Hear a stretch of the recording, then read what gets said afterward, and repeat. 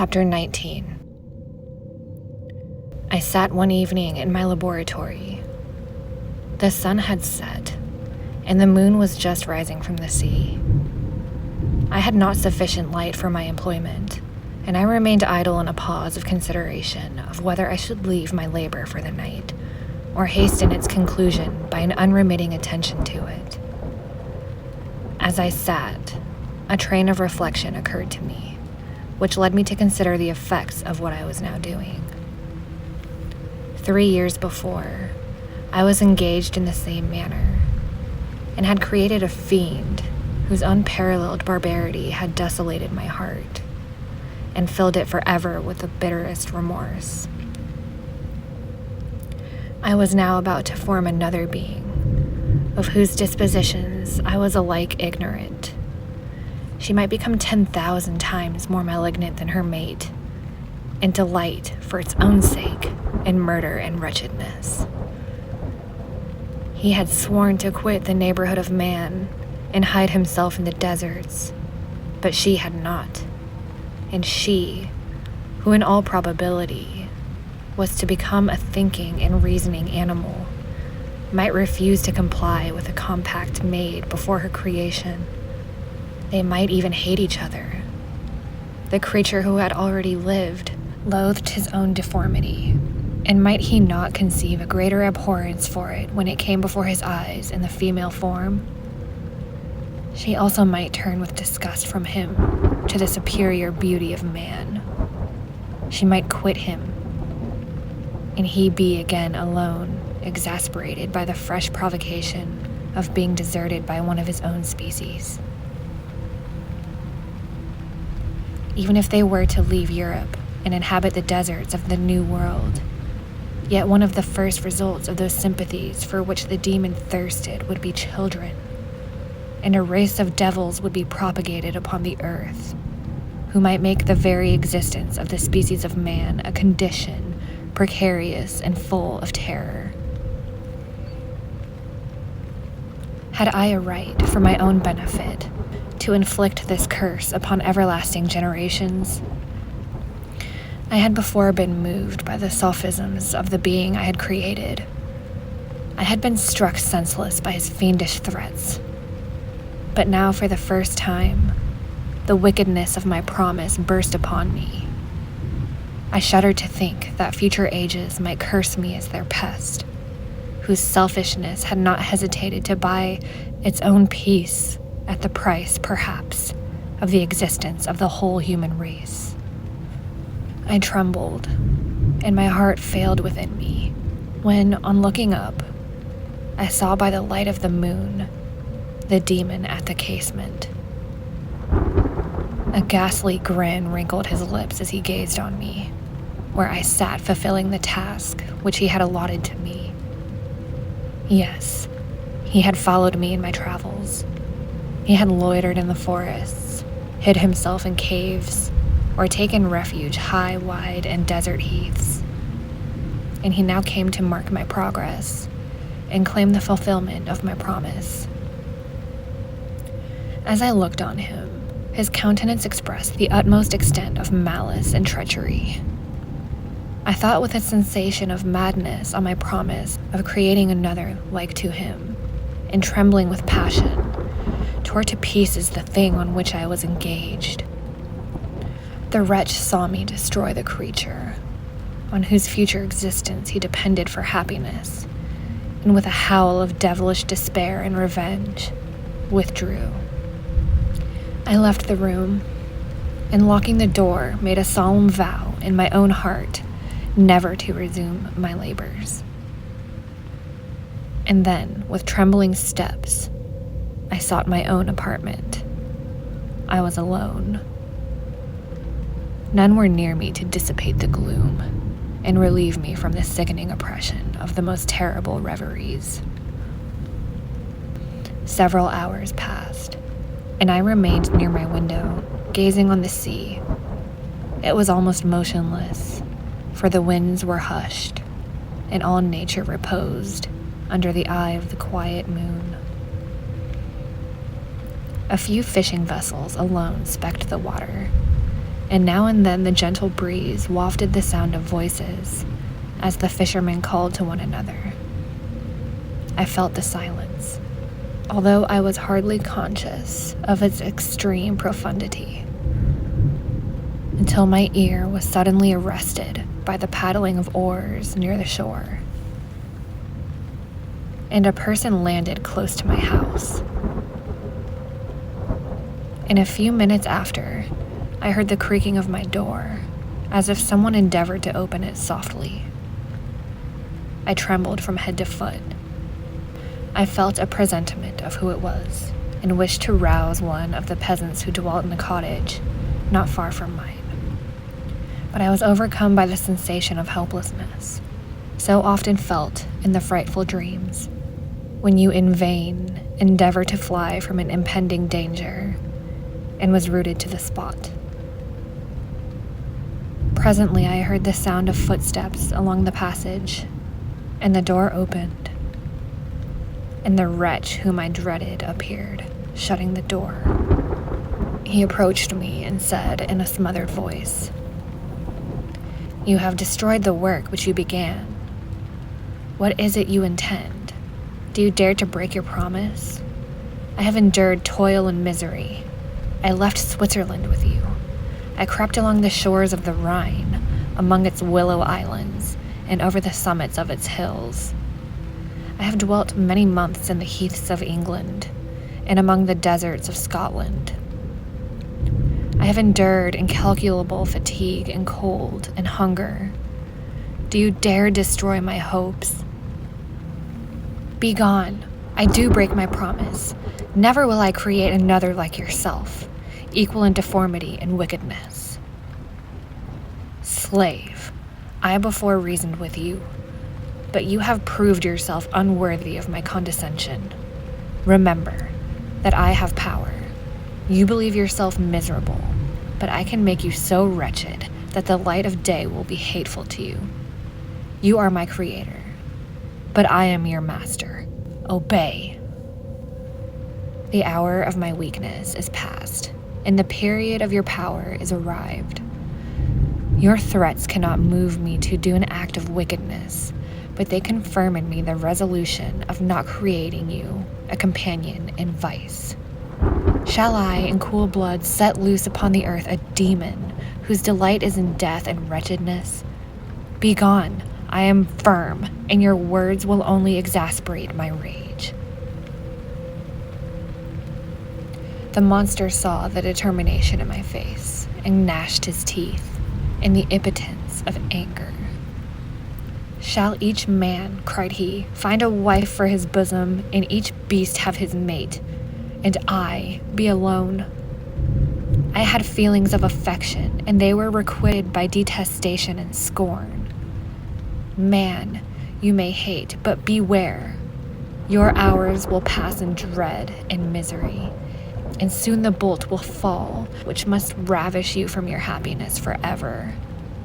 Are you to be happy, while I grovel in the intensity of my wretchedness? You can blast my other passions, but revenge remains. Revenge henceforth dearer than light or food. I may die, but first you, my tyrant and tormentor, shall curse the sun that gazes on your misery. Beware, for I am fearless and therefore powerful. I will watch with the wiliness of a snake, that I may sting with its venom. Man, you shall repent of the injuries you inflict. Devil, cease, and do not poison the air with these sounds of malice. I have declared my resolution to you, and I am no coward to bend beneath words. Leave me. I am inexorable. It is well, I go. But remember, I shall be with you on your wedding night." I started forward and exclaimed, "Villain, before you sign my death warrant, be sure that you yourself are safe." I would have seized him, but he eluded me and quitted the house with precipitation. In a few moments, I saw him in his boat, which shot across the waters in an arrowy swiftness, and was soon lost amid the waves. All again was silent, but his words rung in my ears. I burned with rage to pursue the murderer of my peace and precipitate him into the ocean. I walked up and down my room hastily and perturbed, while my imagination conjured up 1,000 images to torment and sting me. Why had I not followed him and closed with him in mortal strife? But I had suffered him to depart, and he directed his course toward the mainland. I shuddered to think who might be the next victim sacrificed to his insatiate revenge. And then I thought again of his words, "I will be with you on your wedding night." That, then, was the period for the fulfillment of my destiny. In that hour, I should die, and at once satisfy and extinguish his malice. The prospect did not move me to fear. Yet when I thought of my beloved Elizabeth, of her tears and endless sorrow, when she should find her lover so barbarously snatched from her, tears, the first I had shed for many months, streamed from my eyes, and I resolved not to fall before my enemy without a bitter struggle. The night passed away, and the sun rose from the ocean. My feelings became calmer, if it may be called calmness, when the violence of rage sinks into the depth of despair. I left the house, the horrid scene of the last night's contention, and walked on the beach of the sea, which I almost regarded as an insuperable barrier between me and my fellow creatures. Nay, a wish that such would prove the fact stole across me. I desired that I might pass my life on that barren rock, warily, it is true, but uninterrupted by sudden shock of misery. If I returned, it was to be sacrificed, or to see those whom I most loved die under the grasp of a demon whom I had myself created.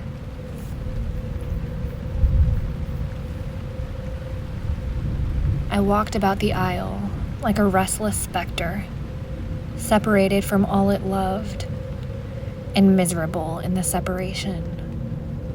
When it became noon and the sun rose higher, I lay down on the grass and was overpowered by a deep sleep.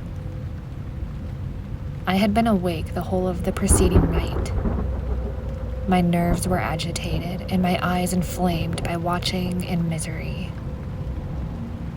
The sleep into which I now sunk refreshed me, and when I awoke, I felt again as if I belonged to a race of human beings like myself, and I began to reflect upon what had passed with greater composure. Yet still the words of the fiend rung in my ears like a death knell. They appeared like a dream, yet distinct and oppressive as a reality. The sun had far descended, and I still sat on the shore, satisfying my appetite, which had become ravenous, with an oaten cake, when I saw a fishing boat land close to me, and one of the men brought me a packet. It contained letters from Geneva, and one from Clerval, entreating me to join him. He said that nearly a year had elapsed since we had quitted Switzerland, and France was yet unvisited. He entreated me, therefore, to leave my solitary isle and meet him at Perth. In a week from that time, when we might arrange the plan of our future proceedings. This letter, in a degree, recalled me to life, and I determined to quit my island at the expiration of 2 days. Yet before I departed, there was a task to perform, on which I shuddered to reflect. I must pack my chemical instruments, and for that purpose I must enter the room which had been the scene of my odious work, and I must handle those utensils, the sight of which was sickening to me. The next morning at daybreak, I summoned sufficient courage and unlocked the door of my laboratory. The remains of the half-finished creature, whom I had destroyed, lay scattered on the floor, and I almost felt as if I had mangled the living flesh of a human being. I paused to collect myself, and then entered the chamber. With trembling hands, I conveyed the instruments out of the room, but I reflected that I ought not to leave the relics of my work to excite the horror and suspicion of the peasants, and I accordingly put them into a basket with a great quantity of stones, and laying them up, determined to throw them into the sea that very night. And in the meantime, I sat upon the beach, employed in cleaning and arranging my chemical apparatus. Nothing could be more complete than the alteration that had taken place in my feelings since the night of the appearance of the demon. I had before regarded my promise with a gloomy despair, as a thing that, with whatever consequences, must be fulfilled. But I now felt as if a film had been taken from before my eyes, and that I, for the first time, saw clearly. The idea of renewing my labors did not for one instant occur to me. The threat I had heard weighed on my thoughts, but I did not reflect that a voluntary act of mine could avert it. I had resolved in my own mind that to create another like the fiend I had first made would be an act of the basest and most atrocious selfishness, and I banished from my mind every thought that could lead to a different conclusion. Between 2 and 3 in the morning, the moon rose, and I then, putting my basket aboard a little skiff, sailed out about 4 miles from the shore. The scene was perfectly solitary. A few boats were returning towards the land, but I sailed away from them. I felt as if I was about the commission of a dreadful crime, and avoided with shuddering anxiety any encounter with my fellow creatures. At one time, the moon, which had before been clear, was suddenly overspread by a thick cloud, and I took advantage of the moment of darkness and cast my basket into the sea. I listened to the gurgling sound as it sunk, and then sailed away from the spot. The sky became clouded, but the air was pure, although chilled by a northeast breeze that was then rising. But it refreshed me and filled me with such agreeable sensations that I resolved to prolong my stay on the water, and fixing the rudder in a direct position, stretched myself at the bottom of the boat. Clouds hid the moon. Everything was obscure, and I heard only the sound of the boat as its keel cut through the waves. The murmur lulled me, and in a short time I slept soundly. I do not know how long I remained in this situation, but when I awoke, I found that the sun had already mounted considerably. The wind was high, and the waves continually threatened the safety of my little skiff. I found that the wind was northeast, and must have driven me far from the coast from which I had embarked. I endeavored to change my course, but quickly found that if I again made the attempt, the boat would be instantly filled with water. Thus situated, my only resource was to drive before the wind. I confess that I felt a few sensations of terror. I had no compass with me, and was so little acquainted with the geography of this part of the world that the sun was of little benefit to me. I might be driven into the wide Atlantic and feel all the tortures of starvation, or be swallowed up in the immeasurable waters that roared and buffeted around me. I had already been out many hours and felt the torment of a burning thirst, a prelude to my other sufferings. I looked on the heavens, which were covered by clouds that flew before the wind, only to be replaced by others. I looked upon the sea. It was to be my grave. "Fiend," I exclaimed, "your task is already fulfilled." I thought of Elizabeth, of my father, and of Clerval, and sunk into a reverie so despairing and frightful that even now, when the scene is on the point of closing before me forever, I shudder to reflect on it. Some hours passed thus, but by degrees, as the sun declined towards the horizon, the wind died away into a gentle breeze, and the sea became free from breakers. But these gave place to a heavy swell. I felt sick and hardly able to hold the rudder when suddenly I saw a line of high land toward the south. Although spent as I was by fatigue and the dreadful suspense I endured for several hours, this sudden certainty of life rushed like a flood of warm joy to my heart, and tears gushed from my eyes. How mutable are our feelings, and how strange is that clinging love we have of life, even in the excess of misery.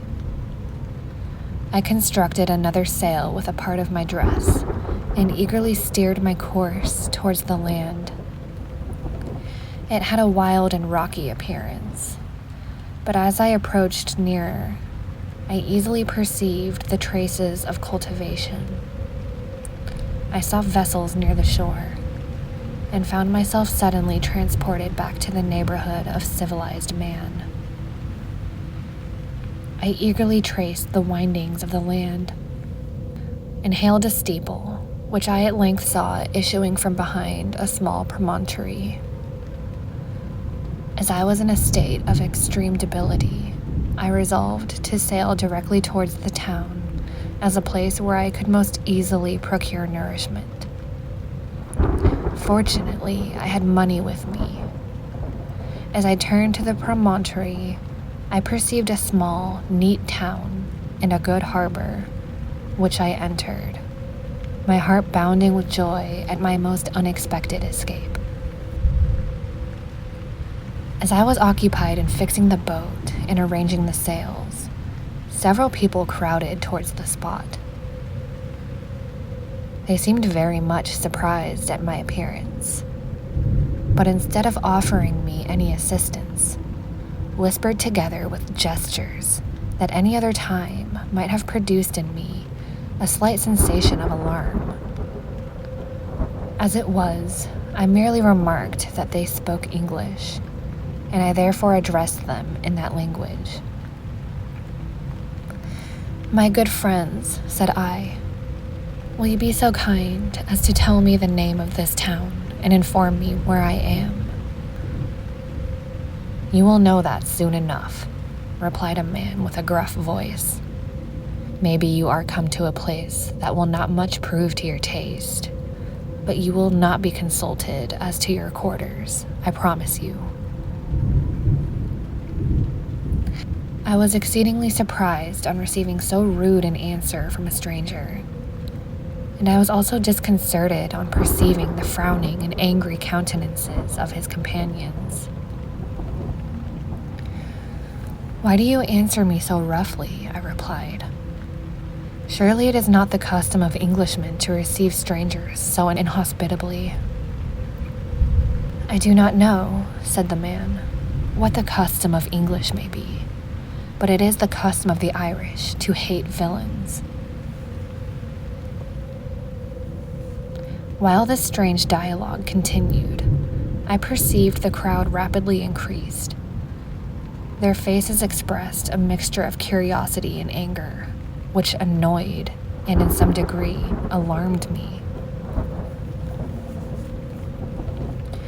I inquired the way to the inn, but no one replied. I then moved forward, and a murmuring sound arose from the crowd as they followed and surrounded me. When an ill-looking man approaching tapped me on the shoulder and said, "Come, sir, you must follow me to Mr. Kerwin's to give an account of yourself." Who is Mr. Kerwin? Why am I to give an account of myself? Is not this a free country? Aye, sir, free enough for honest folks. Mr. Kerwin is a magistrate, and you are to give an account of the death of a gentleman who was found murdered here last night. This answer startled me, but I presently recovered myself. I was innocent. That could easily be proved. Accordingly, I followed my conductor in his silence and was led to one of the best houses in the town. I was ready to sink from fatigue and hunger, but being surrounded by a crowd, I thought it politic to rouse all my strength, that no physical debility might be construed into apprehension or conscious guilt. Little did I then expect the calamity that was in a few moments to overwhelm me and extinguish in horror and despair all fear of ignominy and death. I must pause here, for it requires all my fortitude to recall the memory of the frightful events which I am about to relate in proper detail to my recollection. Chapter 20. I was soon introduced into the presence of the magistrate, an old benevolent man with calm and mild manners. He looked upon me, however, with some degree of severity, and then, turning towards my conductors, he asked who appeared as witnesses on this occasion. About half a dozen men came forward, and one being selected by the magistrate, he deposed that he had been out fishing the night before with his son and brother-in-law, Daniel Nugent, when about 10 o'clock they observed a strong northerly blast rising, and they accordingly put in for port. It was a very dark night, as the moon had not yet risen. They did not land at the harbor, but as they had been accustomed at a creek about 2 miles below. He walked on first, carrying a part of the fishing tackle, and his companions followed him at some distance. As he was proceeding along the sands, he struck his foot against something and fell all his length on the ground. His companions came up to assist him, and by the light of their lantern they found that he had fallen upon the body of a man who was, to all appearance, dead. Their first supposition was that it was the corpse of some person who had been drowned and was thrown on shore by the waves. But upon examination, they found that the clothes were not wet, and even that the body was not then cold. They instantly carried it to the cottage of an old woman near the spot, and endeavored, but in vain, to restore it to life. He appeared to be a handsome young man, about 25 years of age. He had apparently been strangled, for there was no sign of any violence except the black mark of fingers on his neck. The first part of this deposition did not in the least interest me, but when the mark of the fingers was mentioned, I remembered the murder of my brother and felt myself extremely agitated. My limbs trembled, and a mist came over my eyes, which obliged me to lean on a chair for support.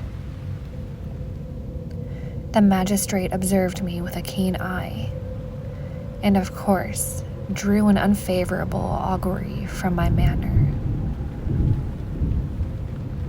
The son confirmed the father's account, but when Daniel Nugent was called, He swore positively that, just before the fall of his companion, he saw a boat with a single man in it at a short distance from the shore.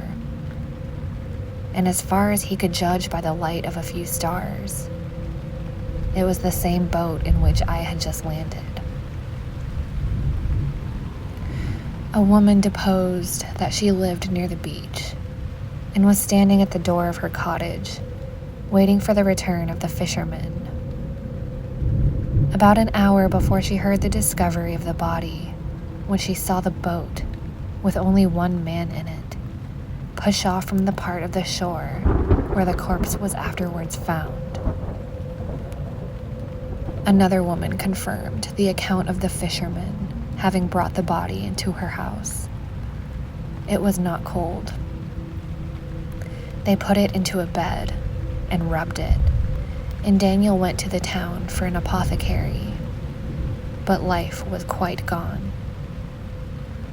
Several other men were examined concerning my landing, and they agreed that, with the strong north wind that had arisen during the night, it was very probable that I had beaten about for many hours and had been obliged to return nearly to the same spot from which I had departed. Besides, they observed that it appeared that I had brought the body from another place. And it was likely that, as I did not appear to know the shore, I might have put into the harbor, ignorant of the distance of the town from the place where I had deposited the corpse. Mr. Kerwin, on hearing this evidence, desired that I should be taken into the room where the body lay for interment, that it might be observed what effect the sight of it would produce upon me. This idea was probably suggested by the extreme agitation I had exhibited when the mode of the murder had been described. I was accordingly conducted by the magistrate and several other persons to the inn.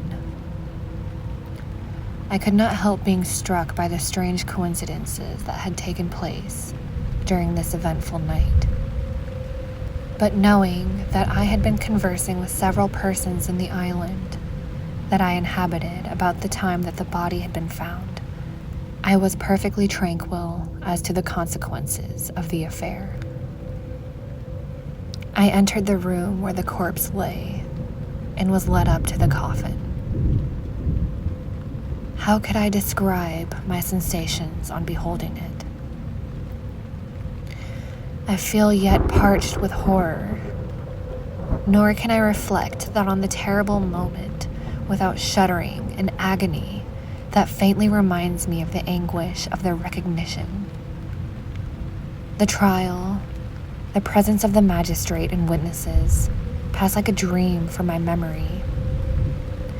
But when I saw the lifeless form of Henry Clerval stretched before me, I gasped for breath, and throwing myself on the body, I exclaimed, "Have my murderous machinations deprived you also, my dearest Henry, of life? Two I have already destroyed. Other victims await their destiny, but you, Clerval, my friend, my benefactor."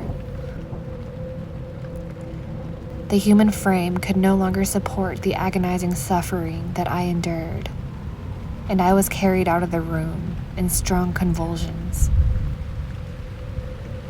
A fever succeeded to this. I lay for 2 months at the point of death. My ravings, as I afterwards heard, were frightful. I called myself murderer of William, of Justine, and of Clerval. Sometimes I entreated my attendants to assist me in the destruction of the fiend by whom I was tormented, and at others I felt the fingers of the monster grasping my neck, and I screamed aloud with agony and terror. Fortunately, as I spoke my native language, Mr. Kerwin alone understood me. But my gestures and bitter cries were sufficient to affright the other witnesses. Why did I not die? more miserable than man ever was before. Why did I not sink into the forgetfulness and rest? Death snatches away many blooming children, the only hopes of their doting parents. How many brides and youthful fevers have been one day in the bloom of health and hope, and the next a prey for worms and the decay of the tomb? Of what materials was I made, that I could thus resist so many shocks, which, like the turning of the wheel, continually renewed the torture? But I was doomed to live, and in 2 months, found myself as awaking from a dream in a prison, stretched on a wretched bed, surrounded by jailers, turnkeys, bolts, and all the miserable apparatus of a dungeon. It was morning, I remember, when I thus awoke to understanding. I had forgotten the particulars of what had happened, and only felt as if some great misfortune had suddenly overwhelmed me. But when I looked around and saw the barred windows and the squalidness of the room in which I was, all flashed across my memory, and I groaned bitterly. This sound disturbed an old woman who was sleeping in a chair beside me.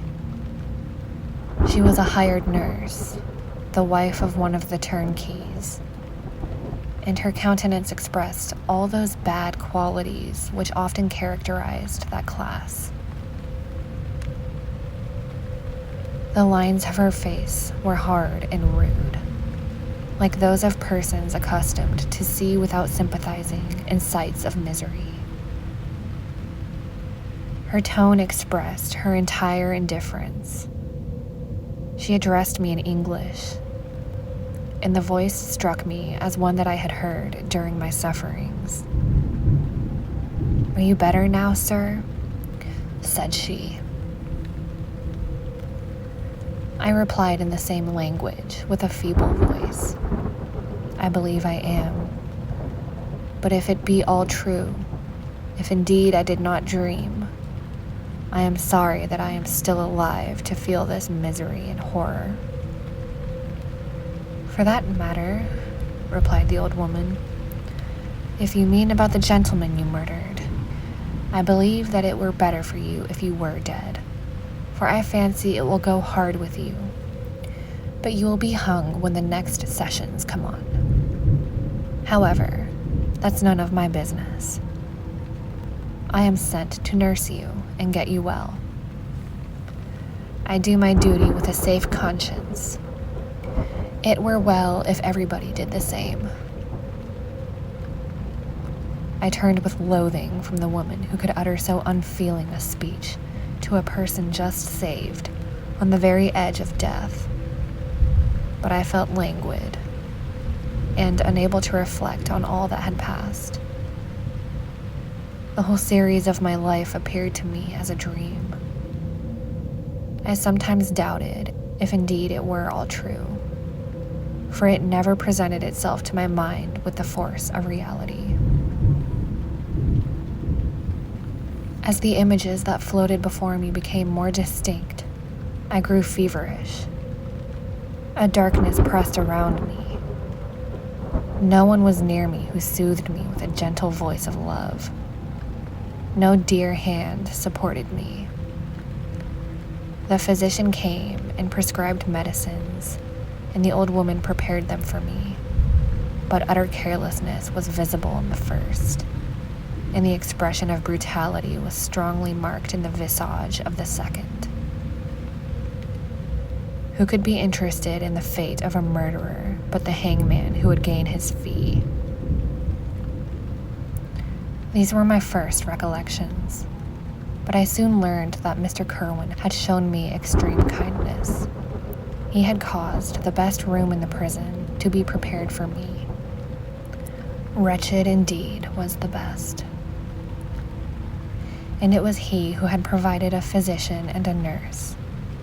It is true, He seldom came to see me, for although he ardently desired to relieve the sufferings of every human creature, he did not wish to be present at the agonies and miserable ravings of a murderer.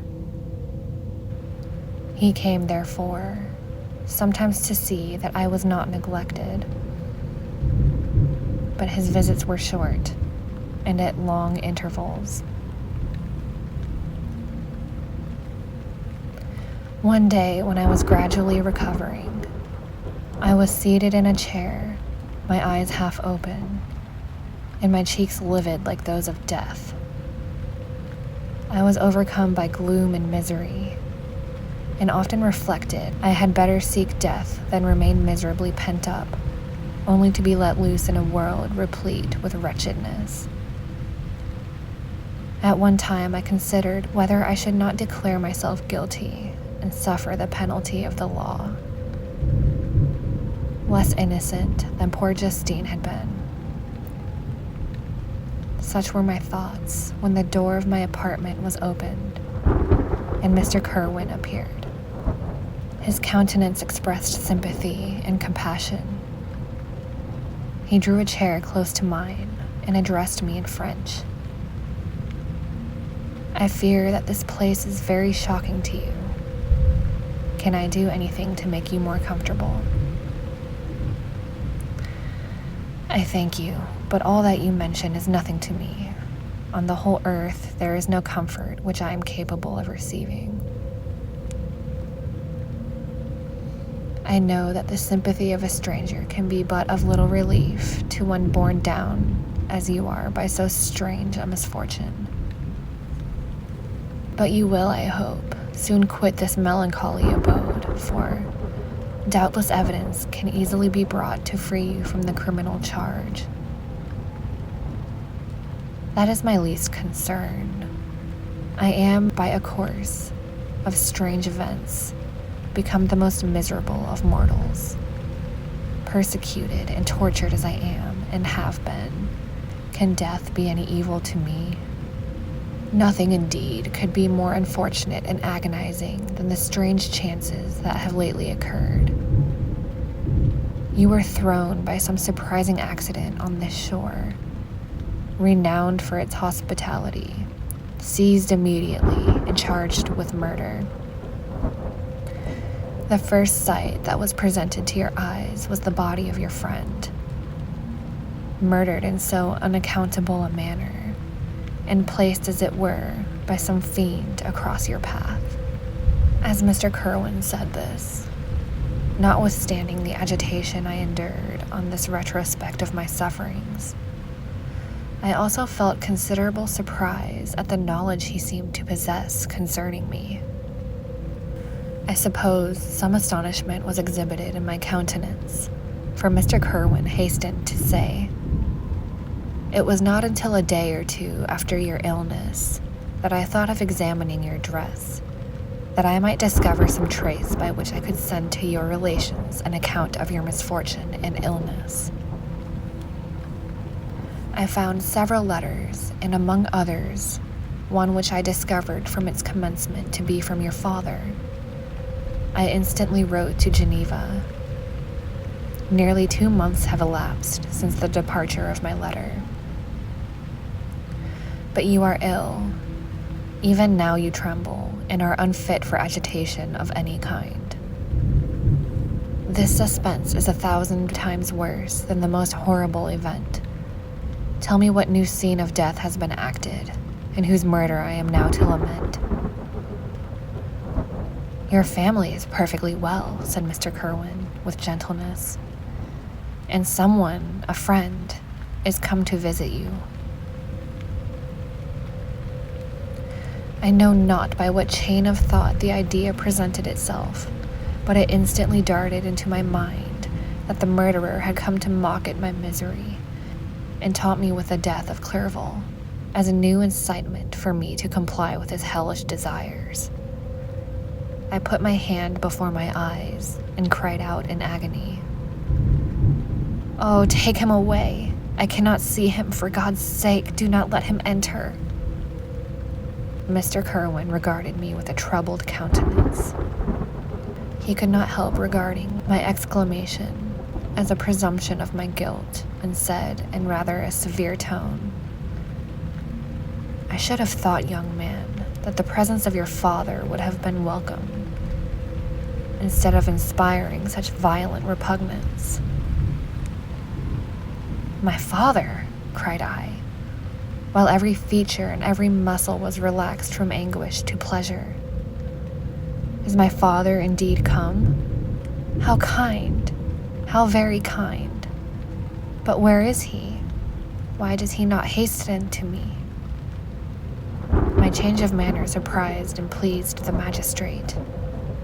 Perhaps he thought that my former exclamation was a momentary return of delirium, and now he instantly resumed his former benevolence.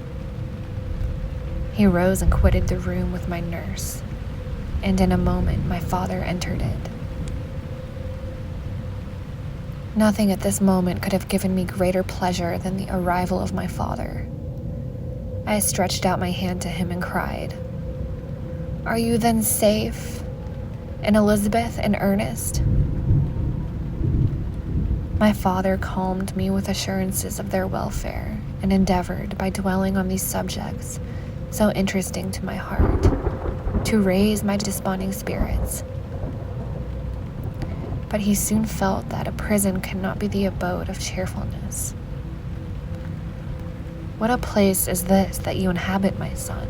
said he, looking mournfully at the barred windows and wretched appearance of the room. "You traveled to seek happiness, but a fatality seems to pursue you. And poor Clerval.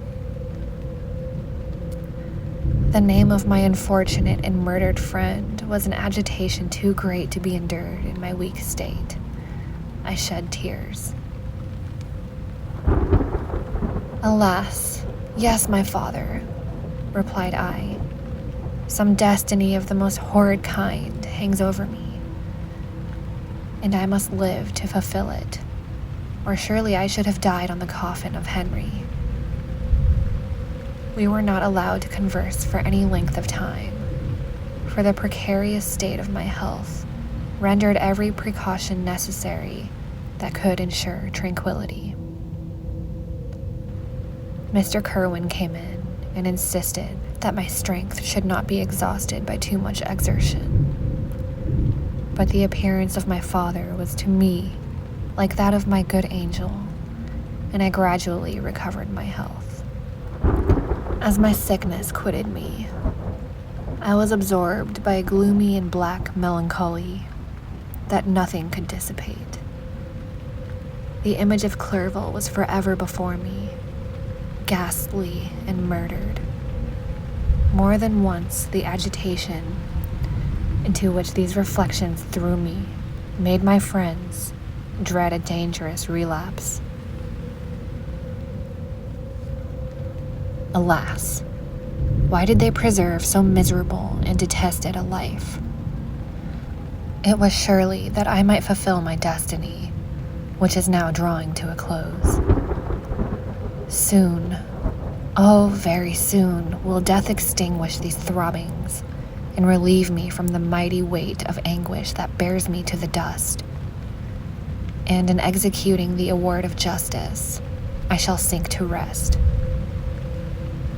Then the appearance of death was distant, although the wish was ever present to my thoughts. I often sat for hours, motionless and speechless, wishing for some mighty revolution that might bury me and my destroyer in its ruins. The season of the assizes approached. I had already been 3 months in prison, and although I was still weak and in continual danger of a relapse, I was obliged to travel nearly 100 miles to the county town where the court was held.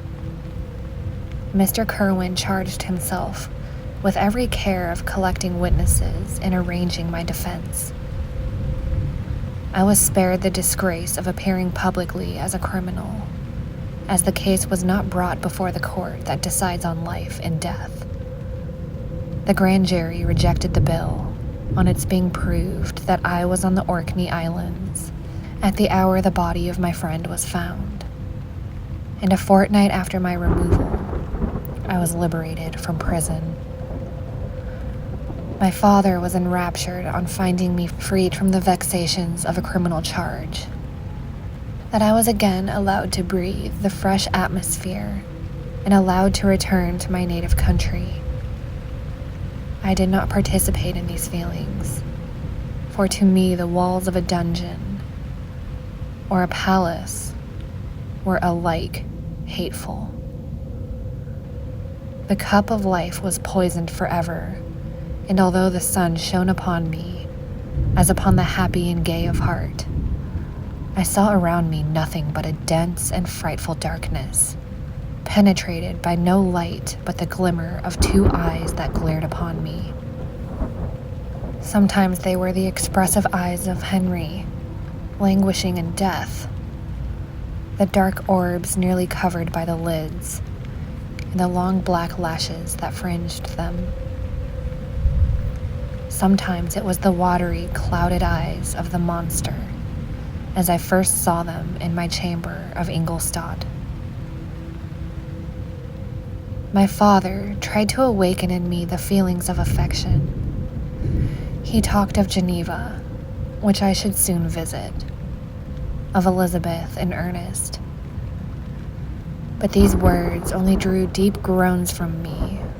Sometimes, indeed, I felt a wish for happiness, and thought with melancholy delight of my beloved cousin, or longed with a devouring maladie du pays to see once more the blue lake of rapid Rhone that had been so dear to me in early childhood. But my general state of feeling was a torpor, in which a prison was as welcome a residence as the divinest scene in nature, and these fits were seldom interrupted, but by paroxysms of anguish and despair. At moments I often endeavored to put an end to the existence I loathed, and it required unceasing attendance and vigilance to restrain me from committing the dreadful act of violence. I remember as I quitted the prison, I heard one of the men say, "He may be innocent of the murder, but he has certainly a bad conscience." These words struck me. A bad conscience, yes, surely I had one. William, Justine, and Clerval had died through my infernal machinations. "And whose death," cried I, "is to finish the tragedy? Ah, my father, do not remain in this wretched country. Take me where I may forget myself, my existence, and all the world." My father easily acceded to my desire, and after having taken leave of Mr. Kerwin, we hastened to Dublin. I felt as if I was relieved from a heavy weight when the packet sailed with a fair wind from Ireland, and I had quitted forever the country which had been to me the scene of so much misery. It was midnight. My father slept in the cabin, and I lay on the deck looking at the stars and listening to the dashing of the waves. I hailed the darkness that shut Ireland from my sight, and my pulse beat with a feverish joy when I reflected I should soon see Geneva.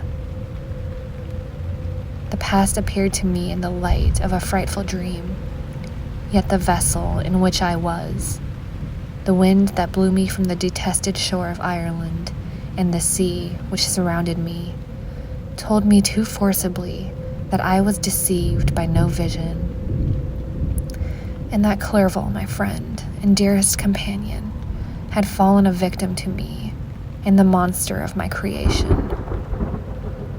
I repassed in my memory my whole life, my quiet happiness while residing with my family in Geneva, the death of my mother, and my departure for Ingolstadt. I remembered shuddering at the mad enthusiasm that hurried me on the creation of my hideous enemy. and I called to mind the night during which he first lived. I was unable to pursue the train of thought. 1,000 feelings pressed upon me, and I wept bitterly. Ever since my recovery from the fever, I had been in the custom of taking every night a small quantity of laudanum, for it was by means of this drug only that I was enabled to gain the rest necessary for the preservation of life. Oppressed by the recollection of my various misfortunes, I now took a double dose and soon slept profoundly. But sleep did not afford me respite from thought and misery. My dreams presented 1,000 objects that scared me. Towards morning, I was possessed by a kind of nightmare. I felt the fiend's grasp on my neck, and I could not free myself from it. Groans and cries rung in my ears. My father, who was watching over me, perceiving my restlessness, awoke me and pointed to the port of Holyhead, which we were now entering. Chapter 21. We had resolved not to go to London, but to cross the country to Portsmouth, and thence embark for Havre. I preferred this plan, principally because I dreaded again to see those places in which I had enjoyed a few moments of tranquility with my beloved Clerval. I thought with horror of seeing again those persons whom we had been accustomed to visit together, and who might make inquiries concerning an event, the very remembrance of which made me again feel the pang I endured when I gazed on his lifeless form in the inn. As for my father, his desires and exertions were bounded to the again seeing me restored to health and peace of mind. His tenderness and attentions were unremitting. My grief and gloom were obstinate, but he would not despair. Sometimes he thought that I felt deeply the degradation of being obliged to answer a charge of murder, and he endeavored to prove me the futility of pride. "Alas, my father," said I, "how little do you know me. Human beings, their feelings and passions would indeed be degraded if such a wretch as I felt pride." Justine, poor unhappy Justine, was as innocent as I, and she suffered the same charge. She died for it, and I am the cause of this. I murdered her. William, Justine, and Henry. They all died by my hand. My father had often, during my imprisonment, heard me make the same assertion. When I thus accused myself, he sometimes seemed to desire an explanation, and at others he appeared to consider it as caused by delirium, and that during my illness, some idea of this kind had presented itself to my imagination, the remembrance of which I preserved in my convalescence. I avoided explanation and maintained a continual silence concerning the wretch I had created. I had a feeling that I should be supposed mad, and this forever chained my tongue, when I would have given the whole world to have confided the fatal secret.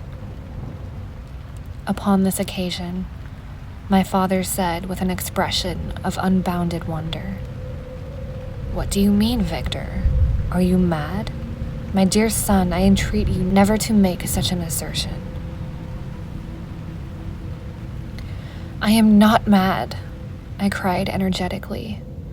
"The sun and the heavens who have viewed my operations can bear witness of my truth. I am the assassin of the most innocent victims. They died by my machinations. 1,000 times would I have shed my own blood, drop by drop, to have saved their lives, but I could not, my father. Indeed, I cannot sacrifice the whole human race. The conclusion of this speech convinced my father that my ideas were deranged, and he instantly changed the subject of our conversation and endeavored to alter the course of my thoughts. He wished, as much as possible, to obliterate the memory of the scenes that had taken place in Ireland, but never alluded to them or suffered me to speak on my misfortunes. As time passed away, I became more calm. My misery had her dwelling in my heart, but I no longer talked in the same incoherent manner of my own crimes.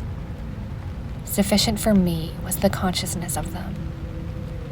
By the utmost self-violence, I curbed the imperious voice of wretchedness, which sometimes desired to declare itself to the whole world, and my manners were calmer and more composed than they had ever been since my journey to the Sea of Ice. We arrived at Havre on the 8th of May and instantly proceeded to Paris, where my father had some business which detained us a few weeks. In this city, I received the following letter from Elizabeth. To Victor Frankenstein. My dearest friend, it gave me the greatest pleasure to receive a letter from my uncle dated at Paris. You are no longer at a formidable distance, and I may hope to see you in less than a fortnight. My poor cousin, how much you must have suffered. I expect to see you looking even more ill than when you quitted Geneva. This winter has been passed more miserably, tortured as I have been by anxious suspense. Yet I hope to see peace in your countenance, and to find that your heart is not totally devoid of comfort and tranquility. Yet I fear that the same feelings now exist that made you so miserable a year ago, even perhaps augmented by time. I would not disturb you at this period, when so many misfortunes weigh upon you, but a conversation that I had with my uncle previous to his departure renders some explanation necessary before we meet. Explanation, you may possibly say? What can Elizabeth have to explain? If you really say this, my questions are answered, and I have no more to do than to sign myself your affectionate cousin. But you are distant from me, and it is possible that you may dread and yet be pleased with this explanation. And yet, in a probability of this being the case, I dare not any longer postpone writing what, during your absence, I have often wished to express to you, but have never had the courage to begin. You well know, Victor, that our union had been the favorite plan of your parents ever since our infancy. We were told this when young, and taught to look forward to it as an event that would certainly take place. We were affectionate playfellows during childhood, and I believe dear and valued friends to one another as we grew older. But as brother and sister often entertain a lively affection towards each other, without desiring a more intimate union, may not such also be our case? Tell me, dearest Victor, answer me, I conjure you, by our mutual happiness, with simple truth. Do you not love another? You have traveled, you have spent several years of your life at Ingolstadt, and I confess to you, my friend, that when I saw you last autumn so unhappy, flying to solitude from the society of every creature, I could not help supposing that you might regret our connection and believe yourself bound in honor to fulfill the wishes of your parents, although they oppose themselves to your inclinations. But this is false reasoning. I confess to you, my cousin, that I love you, and that in my airy dreams of futurity, you have been my constant friend and companion. But it is your happiness I desire as well as my own. When I declare to you that our marriage would render me eternally miserable, unless it were the dictate of your own free choice. Even now I weep to think that, borne down as you are by the cruelest misfortunes, you may stifle by the word honor all hope of that love and happiness which would alone restore you to yourself. I, who have so interested an affection for you, may increase your miseries tenfold by being an obstacle to your wishes. Ah, Victor, be assured that your cousin and playmate has too sincere a love for you not to be made miserable by this supposition. Be happy, my friend, and if you obey me in this one request, remain satisfied that nothing on earth will have power to interrupt my tranquility. Do not let this letter disturb you. Do not answer it tomorrow, or the next day, or even until you come, if it will give you pain. My uncle will send me news of your health, and if I see but one smile on your lips when we meet, occasioned by this or any other exertion of mine, I shall need no other happiness. Elizabeth Lavenza, Geneva, May 18th. This letter revived in my memory what I had before forgotten, the threat of the fiend. I will be with you on your wedding night. Such was my sentence, and on that night would the demon employ every art to destroy me, and tear from me the glimpse of happiness which promised partly to console my sufferings. On that night, he had determined to consummate his crimes by my death. Well, be it so. A deadly struggle would then assuredly take place, in which, if he was victorious, I should be at peace, and his power over me be at an end. If he were vanquished, I should be a free man. Alas, what freedom! Such as the peasant enjoys when his family have been massacred before his eyes, his cottage burnt, his lands laid to waste, and he is turned adrift, homeless, penniless, and alone, but free. Such would be my liberty, except that in my Elizabeth I possessed a treasure, alas, balanced by those horrors of remorse and guilt which would pursue me until death. Sweet and beloved Elizabeth, I read and reread her letter, and some softened feelings stole into my heart and dared to whisper paradisiacal dreams of love and joy. But the apple was already eaten, and the angel's arm bared to drive me from all hope. Yet I would die to make her happy. If the monster executed his threat, death was inevitable. Yet again, I considered whether my marriage would hasten my fate. My destruction might, indeed, arrive a few months sooner. But if my torturer should suspect that I postponed it, influenced by his menaces, he would surely find another, and perhaps more dreadful, means of revenge. He had vowed to be with me on my wedding night. Yet he did not consider that threat as binding him to peace in the meantime. For as if to show me that he was not yet satiated with blood, he had murdered Clerval immediately after the enunciation of his threats. I resolved, therefore, that if my immediate union with my cousin would conduce either to her or my father's happiness, my adversary's designs against my life should not retard it a single hour. In this state of mind, I wrote to Elizabeth. My letter was calm and affectionate. I fear, my beloved girl, I said, little happiness remains for us on earth, yet all that I may one day enjoy is concentrated in you. Chase away your idle fears. To you alone do I consecrate my life in my endeavors for contentment. I have one secret, Elizabeth, a dreadful one. When revealed to you, it will chill your frame with horror, and then, far from being surprised at my misery, you will only wonder that I survive what I have endured. I will confide this tale of misery and terror to you the day after our marriage should take place.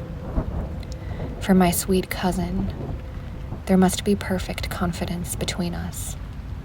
But until then, I conjure you, do not mention or allude to it. This I most earnestly entreat, and I know you will comply. In about a week after the arrival of Elizabeth's letter, we returned to Geneva.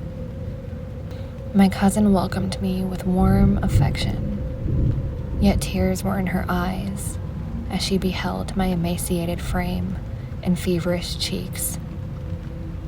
I saw a change in her also. She was thinner and had lost much of that heavenly vivacity that had before charmed me. But her gentleness and soft looks of compassion made her a more fit companion for one blasted and miserable as I was. The tranquility which I now enjoyed did not endure. My memory brought madness with it, and when I thought on what had passed, a real insanity possessed me.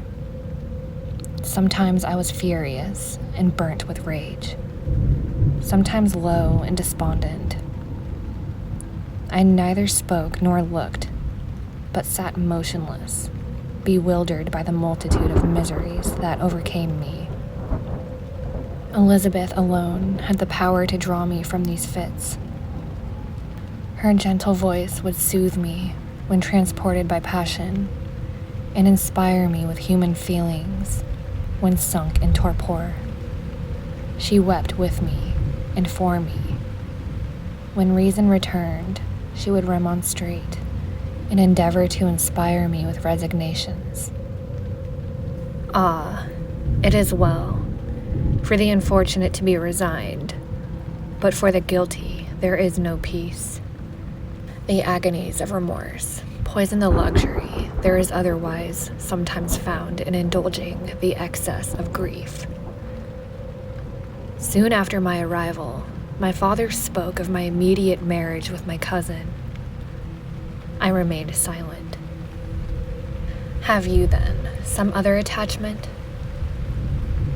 None on earth. I love Elizabeth, and I look forward to our union with delight. Let the day therefore be fixed, and on it I will consecrate myself, in life or death, to the happiness of my cousin. My dear Victor, do not speak thus.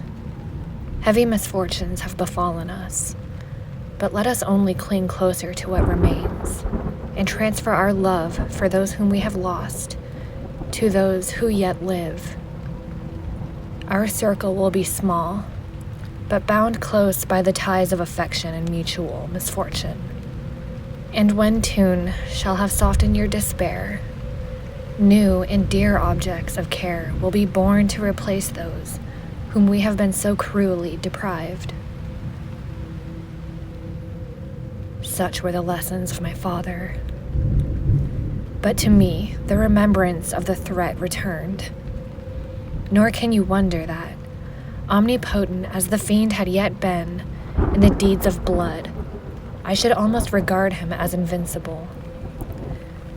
And that when he had pronounced the words, "I shall be with you on your wedding night," I should regard the threatened fate as unavoidable.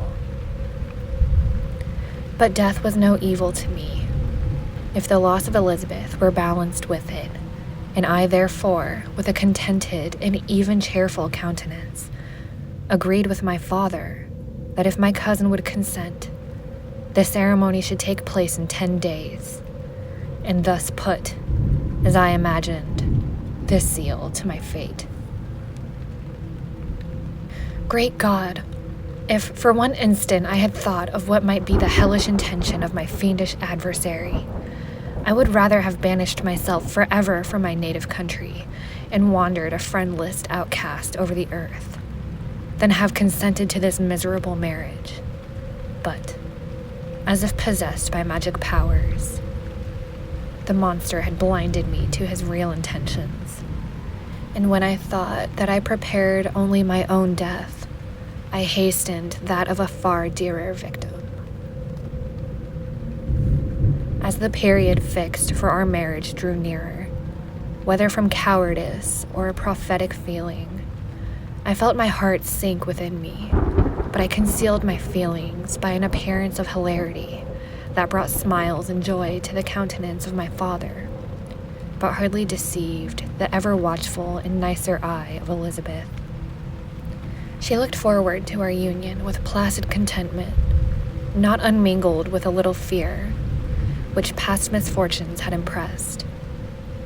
That now appeared certain intangible happiness might soon dissipate into an airy dream, and leave no trace but deep and everlasting regret. Preparations were made for the event. Congratulatory visits were received, and all wore a smiling appearance.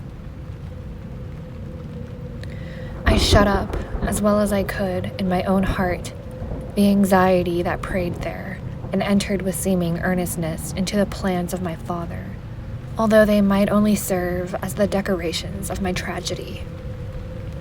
A house was purchased for us near Cologne, by which we should enjoy the pleasures of the country, and yet be so near Geneva as to see my father every day, who would still reside within the walls, for the benefit of Ernest, that he might follow his studies at the schools. In the meantime, I took every precaution to defend my person, in case the fiend should openly attack me. I carried pistols and a dagger constantly about me, and was ever on the watch to prevent artifice, and by these means gained a greater degree of tranquility. Indeed, as the period approached, the threat appeared more as a delusion, not to be regarded as worthy to disturb my peace. While the happiness I hoped for in my marriage wore a greater appearance of certainty, as the day fixed for its solemnization drew nearer, and I heard it continually spoken of as an occurrence which no accident could possibly prevent. Elizabeth seemed happy. My tranquil demeanor contributed greatly to calm her mind. But on the day that was to fulfill my wishes and my destiny, she was melancholy, and a presentiment of evil pervaded her. And perhaps also she thought of the dreadful secret which I had promised to reveal to her the following day. My father was, in the meantime, overjoyed, and in the bustle of preparation, only observed in the melancholy of his niece the diffidence of a bride.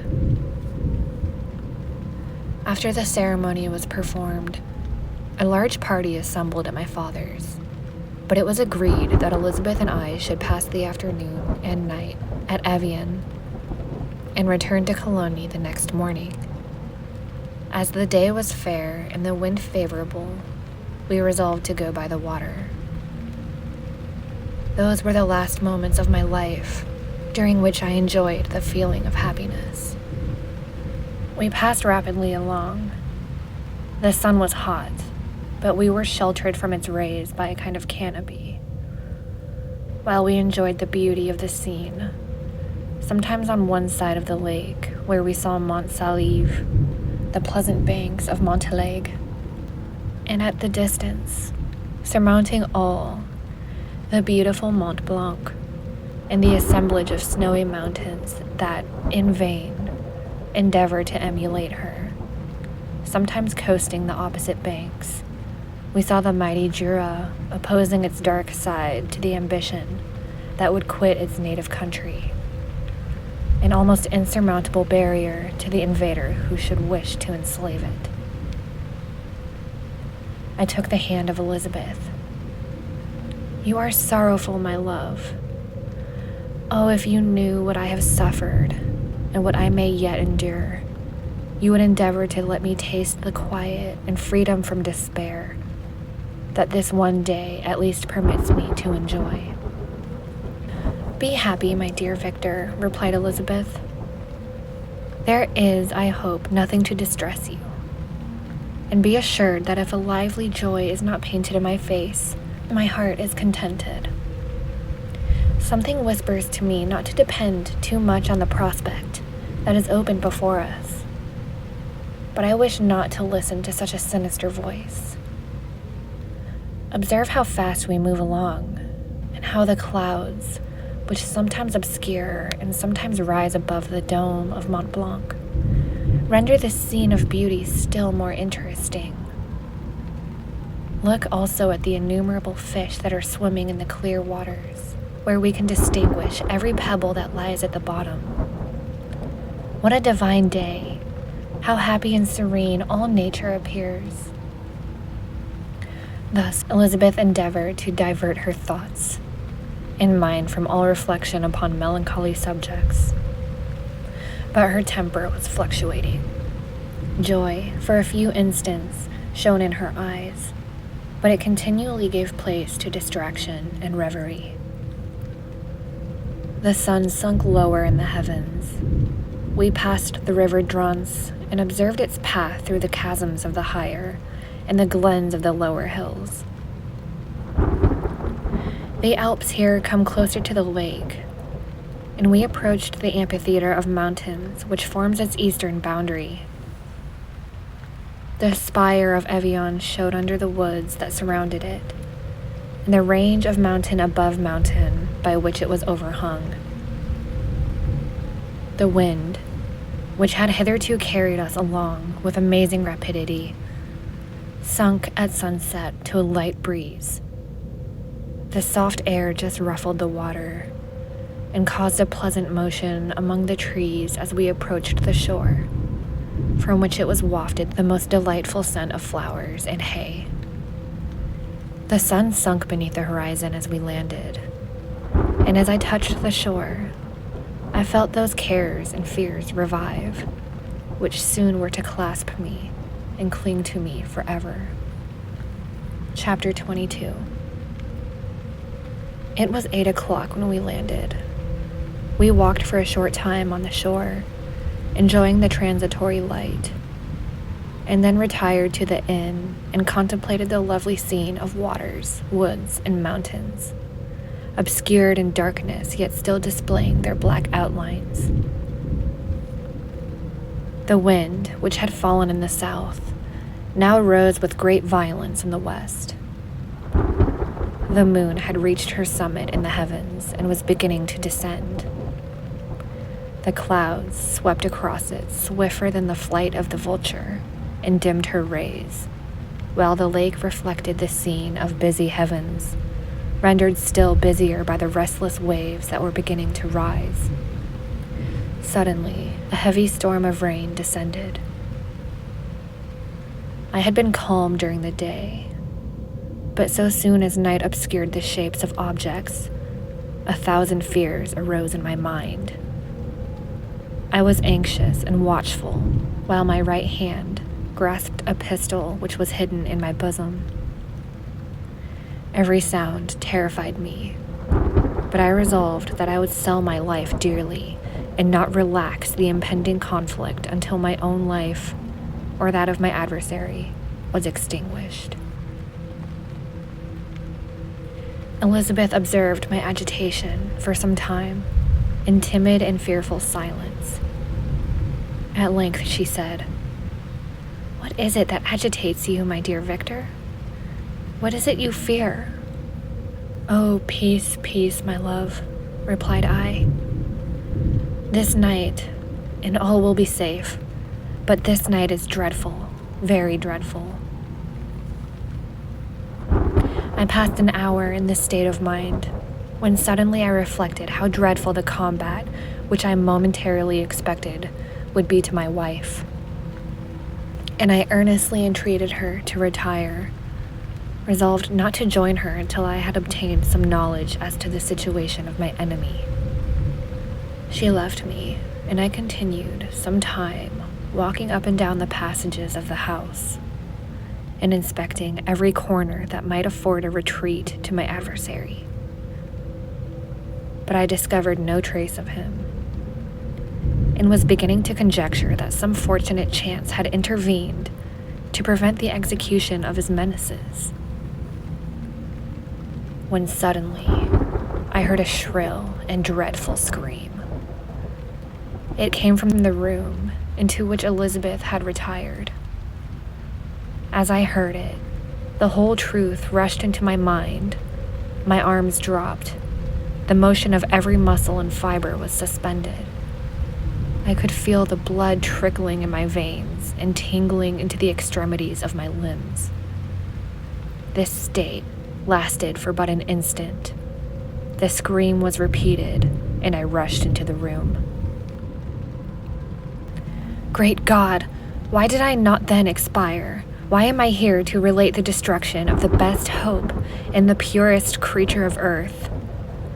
She was there, lifeless and inanimate, thrown across the bed, her head hanging down, and her pale and distorted features half covered by her hair. Everywhere I turn, I see the same figure, her bloodless arms and relaxed form, flung by the murderer on its bridal bier. Could I behold this and live? Alas, life is obstinate and clings closest where it is most hated.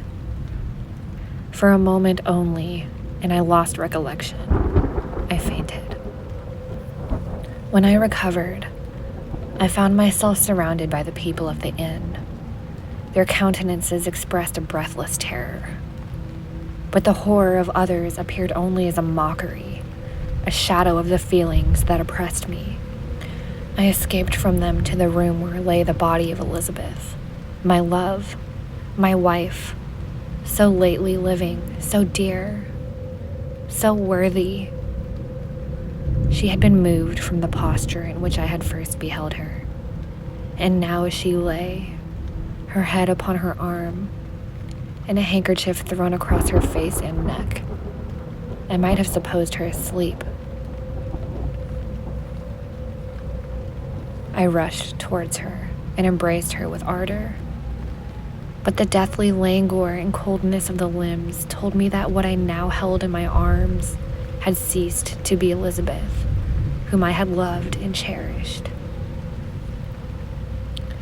The murderous marks of the fiend's grasp were still on her neck, and the breath had ceased to issue from her lips. While I still hung over her in the agony of despair, I happened to look up.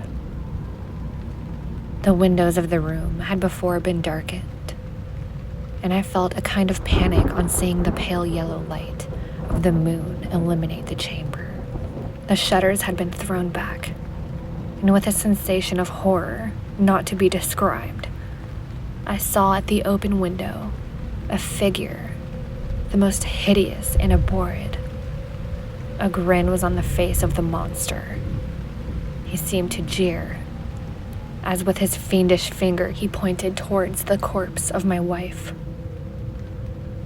I rushed towards the window, and drawing a pistol from my bosom, shot, but he eluded me, leapt from his station, and running with the swiftness of lightning, plunged into the lake. The report of the pistol brought a crowd into the room.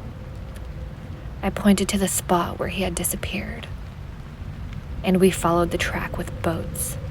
Nets were cast, but in vain.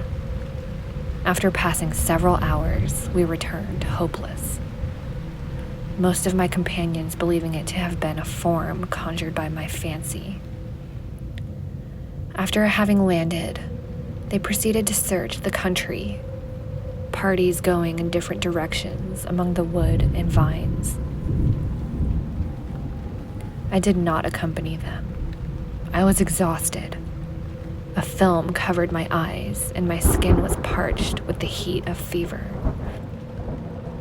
In this state, I lay on a bed, hardly conscious of what had happened. My eyes wandered around the room, as if to seek something that I had lost. At length, I remembered that my father would anxiously expect the return of Elizabeth and myself, and that I must return alone. This reflection brought tears into my eyes, and I wept for a long time, but my thoughts rambled to various subjects, reflecting on my misfortunes and their cause. I was bewildered in a cloud of wonder and horror. The death of William, the execution of Justine, the murder of Clerval, and lastly, of my wife. Even at that moment, I knew not that my only remaining friends were safe from the malignity of the fiend. My father, even now, might be writhing under his grasp, and Ernest might be dead at his feet. This idea made me shudder and recalled me to action. I started up and resolved to return to Geneva with all possible speed. There were no horses to be procured, and I must return by the lake, but the wind was unfavorable, and the rain fell in torrents. However, it was hardly morning, and I might reasonably hope to arrive by night. I hired men to row, and took an oar myself, for I had always experienced relief from mental torment and bodily exercise. But the overflowing misery I now felt, and the excess of agitation that I endured, rendered me incapable of exertion. I threw down the oar, and leaning my head upon my hands, gave way to every gloomy idea that arose. If I looked up and saw the scenes which were familiar to me in my happier time, and which I had contemplated but the day before in the company of her who is now but a shadow and a recollection, tears streamed from my eyes.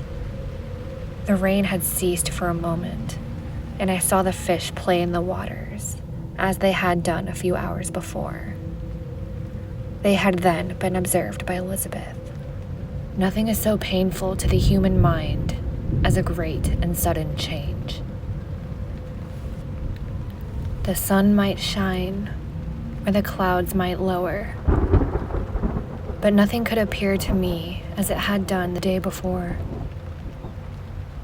A fiend had snatched from me every hope of future happiness. No creature had ever been so miserable as I was. So frightful an event was single in the history of man. But why should I dwell upon the incidents that followed this overwhelming event? Mine has been a tale of horrors. I have reached their acme, and what I must now relate can but be tedious to you. Know that, one by one, my friends were snatched away. I was left desolate. My own strength is exhausted, and I must tell, in a few words, what remains of my hideous narration. I arrived at Geneva. My father and Ernest yet lived,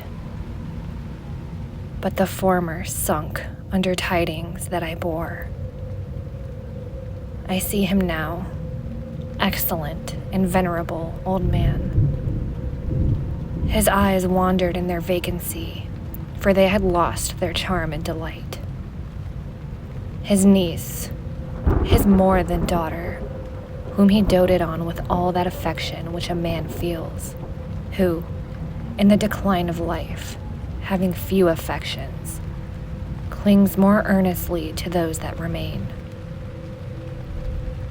Cursed be the fiend that brought misery on his gray hairs, and doomed him to waste in wretchedness.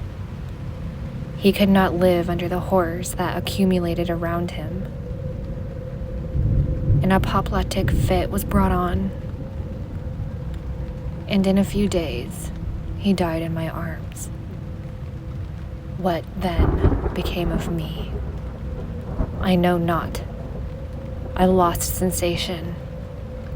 And chains and darkness were the only objects that pressed upon me.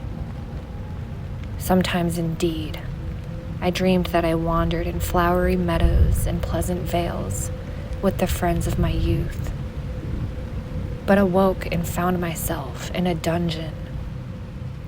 Melancholy followed, but by degrees I gained a clear conception of my miseries and situation, and was then released from my prison. For they had called me mad, and during many months, as I understood, a solitary cell had been my habitation. But liberty had been a useless gift to me. Had I not, as I awakened to reason, at the same time awakened to revenge? As the memory of past misfortunes pressed upon me, I began to reflect on their cause. The monster whom I had created, the miserable demon whom I had sent abroad into the world for my destruction. I was possessed by a maddening rage when I thought of him, and desired and ardently prayed that I might have him within my grasp to wreak a great and signal revenge on his cursed head. Nor did my hate long confine itself to useless wishes. I began to reflect on the best means of securing him, and for this purpose, about a month after my release, I repaired to a criminal judge in the town and told him that I had an accusation to make, that I knew the destroyer of my family, and that I required him to exert his whole authority for the apprehension of the murderer. The magistrate listened to me with attention and kindness.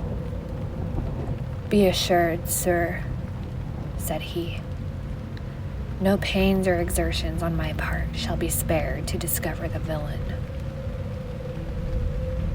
"I thank you," replied I. "Listen, therefore, to the deposition that I have to make. It is indeed a tale so strange that I should fear you would not credit it. Were there not something in truth which, however wonderful, forces conviction? The story is too connected to be mistaken for a dream, and I have no motive for falsehood."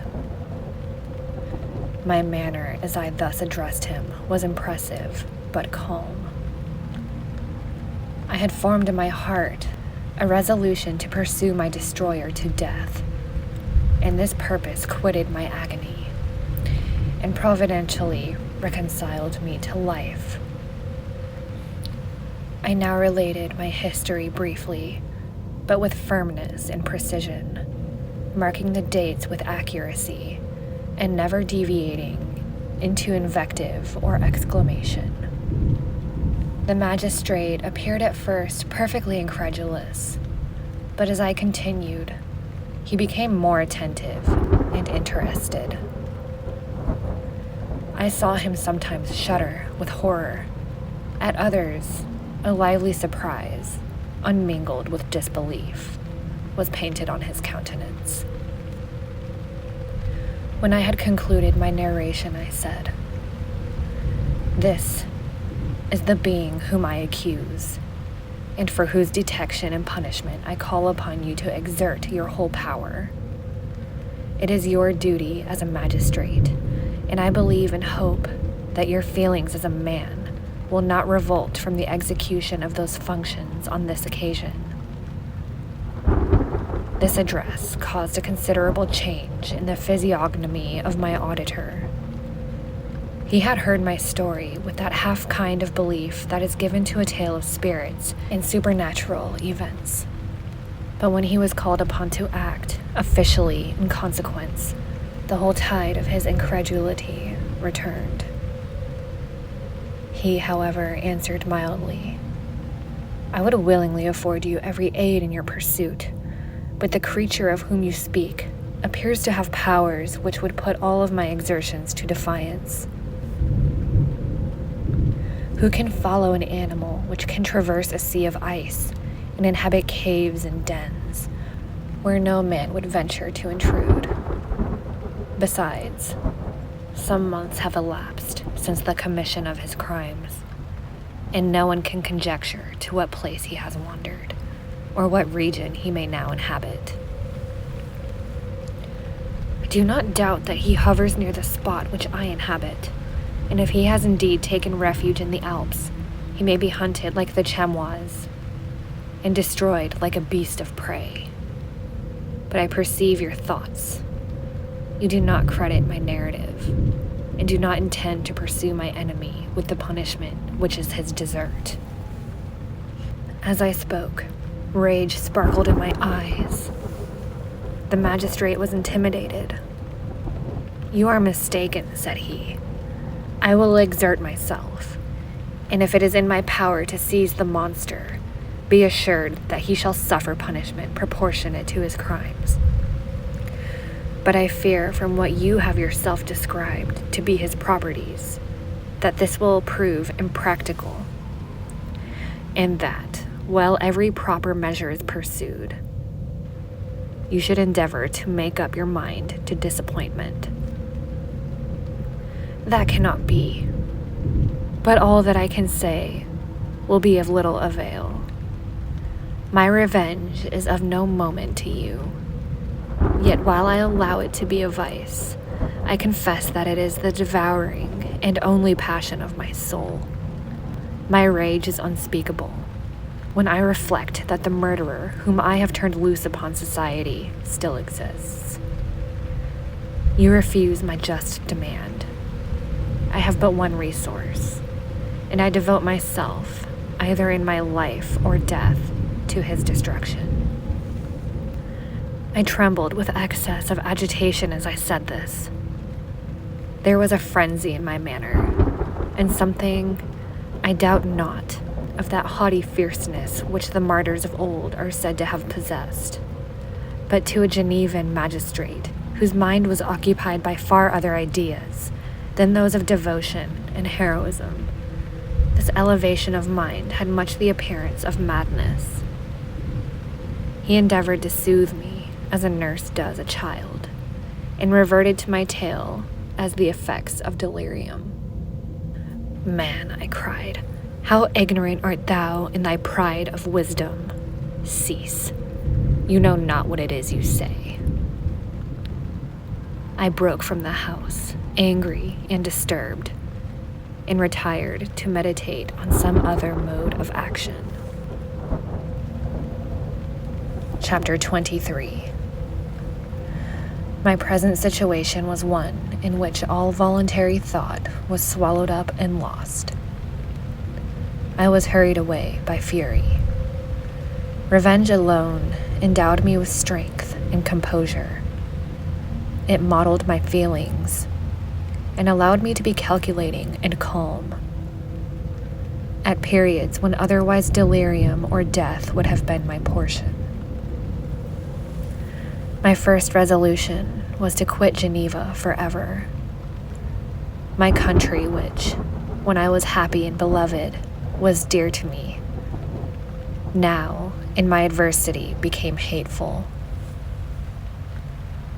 I provided myself with a sum of money, together with a few jewels which had belonged to my mother and departed. And now my wanderings began, which are to cease but with life. I have traversed a vast portion of the earth, and have endeavored all the hardships which travelers in deserts and barbarous countries are wont to meet. How I have lived, I hardly know. Many times have I stretched my failing limbs upon the sandy plain and prayed for death. But revenge kept me alive. I dared not die and leave my adversary in being. When I quitted Geneva, my first labor was to gain some clue by which I might trace the steps of my fiendish enemy. But my plan was unsettled, and I wandered many hours around the confines of the town, uncertain what path I should pursue. As night approached, I found myself at the entrance of the cemetery, where William, Elizabeth, and my father reposed. I entered it and approached the tomb which marked their graves. Everything was silent except the leaves of the trees, which were gently agitated by the wind. The night was nearly dark, and the scene would have been solemn and affecting even to an uninterested observer.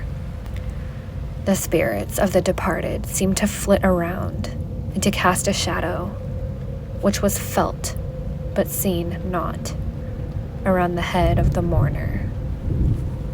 The deep grief which this scene had first excited quickly gave way to rage and despair.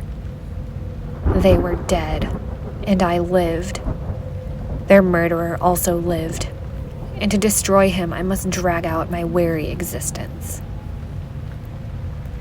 I knelt on the grass and kissed the earth, and with quivering lips exclaimed, "By the sacred earth on which I kneel, by the shades that wander near me, by the deep and eternal grief that I feel, I swear, and by thee, O night, and by the spirits that preside over thee, I swear to pursue the demon who caused this misery, until he or I shall perish in mortal conflict. For this purpose I will preserve my life. To execute this dear revenge, will I again behold the sun and tread the green herbage of the earth, which otherwise should vanish from my eyes forever. And I call on you, spirits of the dead, and on you, wandering ministers of vengeance, to aid and conduct me in my work. Let the cursed and hellish monster drink deep of agony.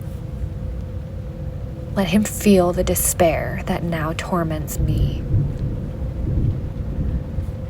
I had begun my adjuration with solemnity.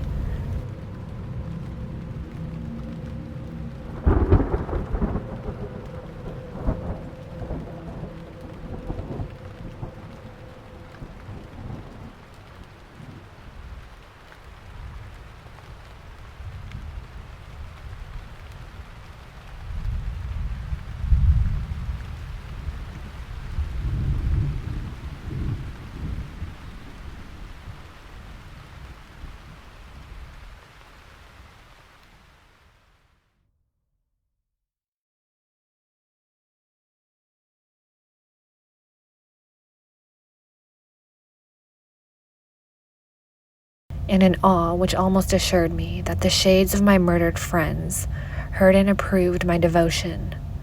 But the furies possessed me as I concluded, and rage choked my utterance.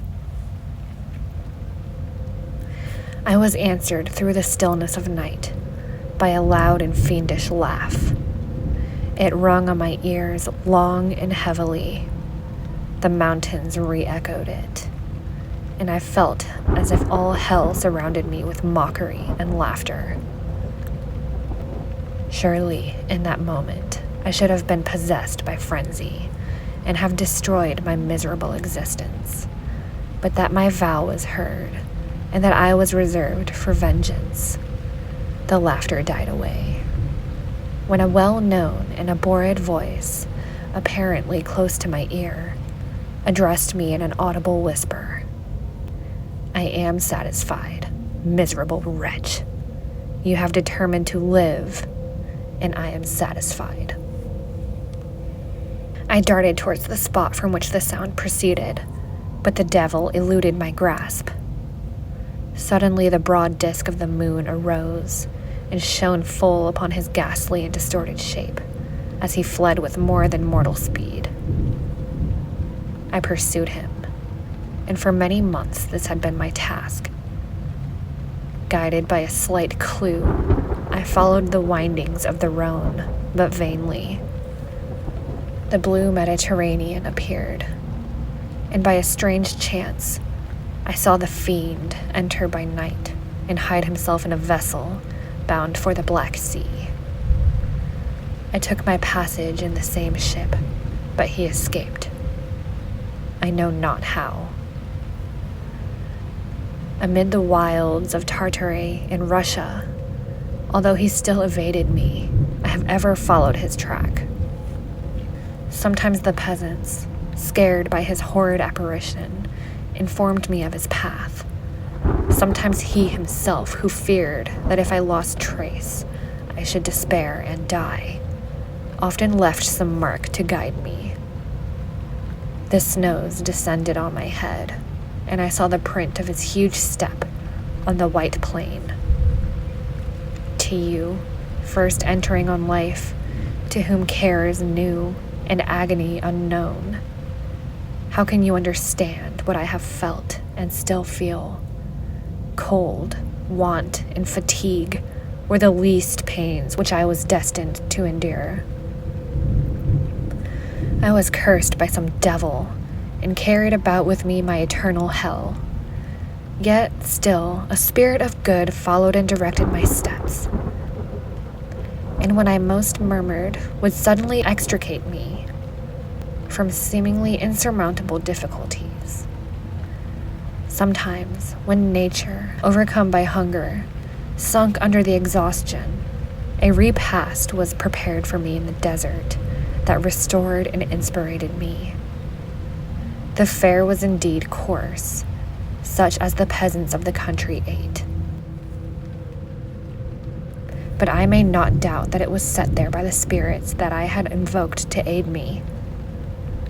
Often, when all was dry, the heavens cloudless, and I was parched by a thirst, a slight cloud would bedim the sky, shed the few drops that revived me, and vanish.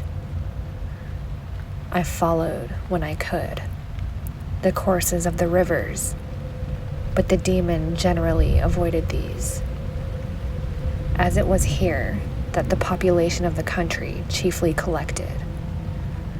In other places, human beings were seldom seen, and I generally subsisted on the wild animals that crossed my path. I had money with me and gained the friendship of the villagers by distributing it, or by bringing with me some food that I killed, which, after taking a small part, I always presented to those who had provided me with fire and utensils for cooking.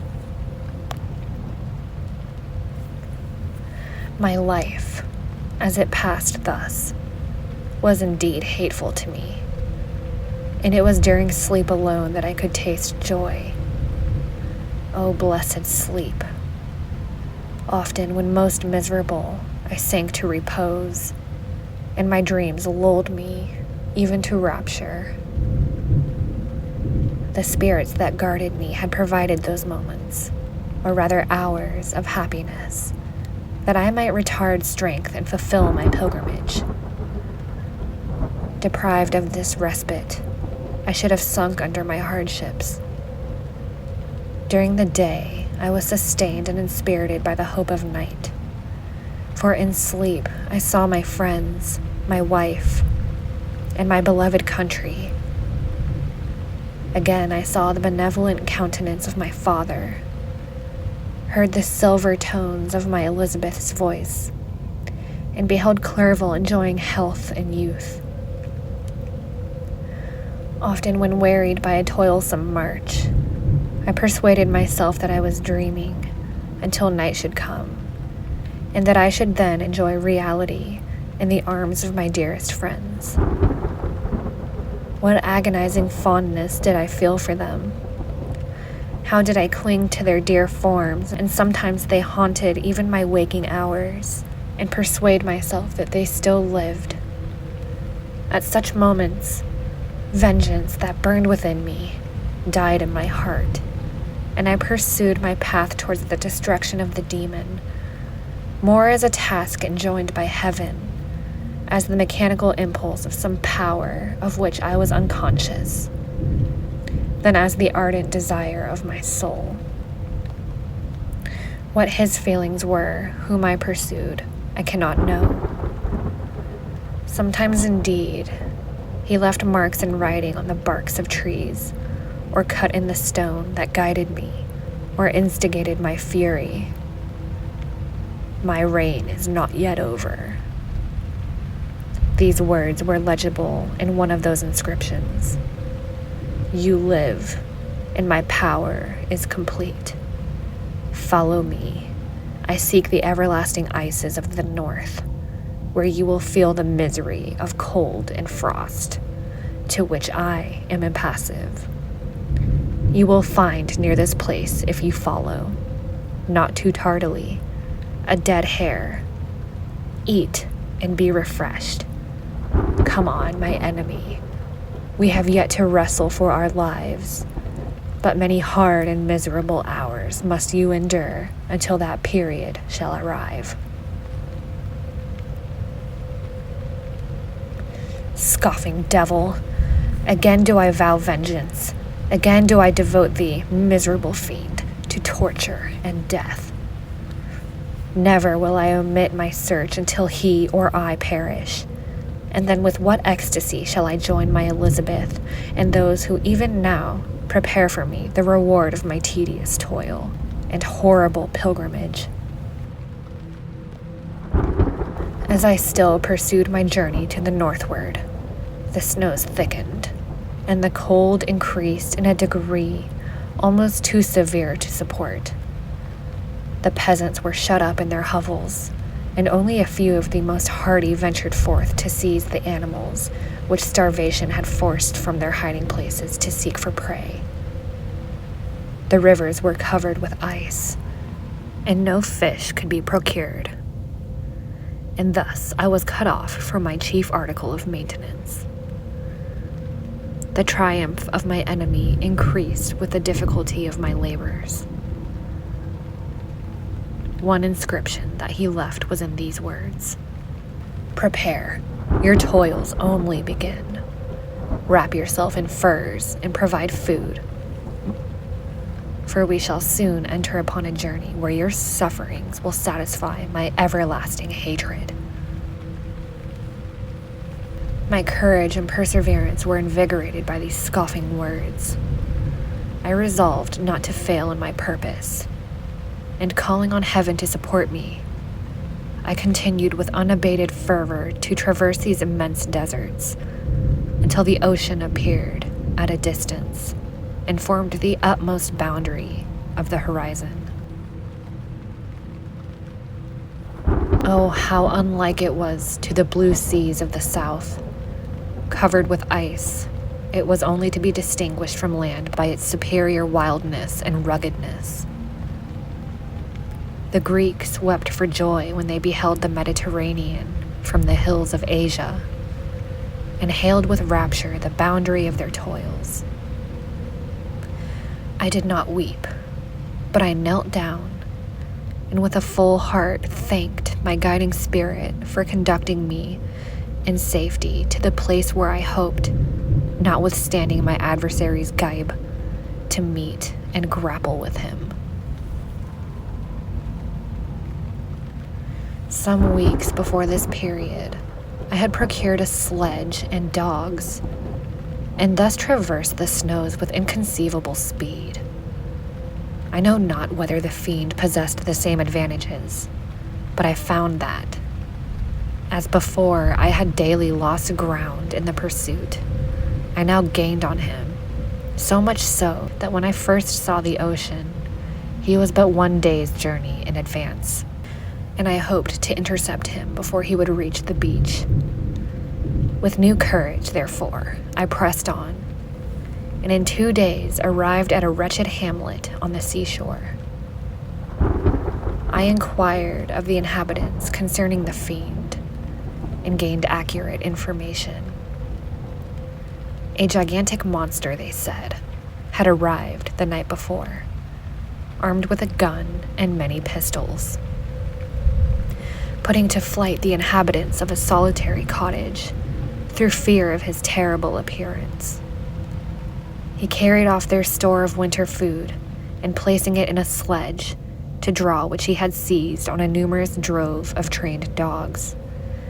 He had harnessed them, and the same night, to the joy of the horror-struck villagers, had pursued his journey across the sea in a direction that led to no land, and they conjectured that he must speedily be destroyed by the breaking ice or frozen by the eternal frosts.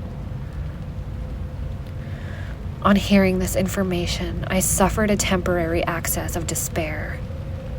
He had escaped me, and I must commence a destructive and almost endless journey across the mountainous ices of the ocean, amid cold that few of the inhabitants could long endure, in which I, the native of a genial and sunny climate, could not hope to survive. Yet, at the idea that the fiend should live and be triumphant, my rage and vengeance returned, and like a mighty tide overwhelmed every other feeling. After a slight repose during which the spirits of the dead hovered round and instigated me to toil and revenge, I prepared for my journey. I exchanged my land sledge for one fashioned for the inequalities of the frozen ocean. In purchasing a plentiful stock of provisions, I departed from the land. I cannot guess how many days have passed since then, but I have endured misery which nothing but the eternal sentiment of a just retribution burning within my heart could have enabled me to support. Immense and rugged mountains of ice often barred up my passage, and I often heard the thunder of the ground sea, which threatened my destruction. But again, the frost came and made the paths of the sea secure. By the quantity of provision which I had consumed, I should guess that I had passed 3 weeks in this journey, and the continual protraction of hope, returning back upon the heart, often wrung bitter drops of despondency and grief from my eyes.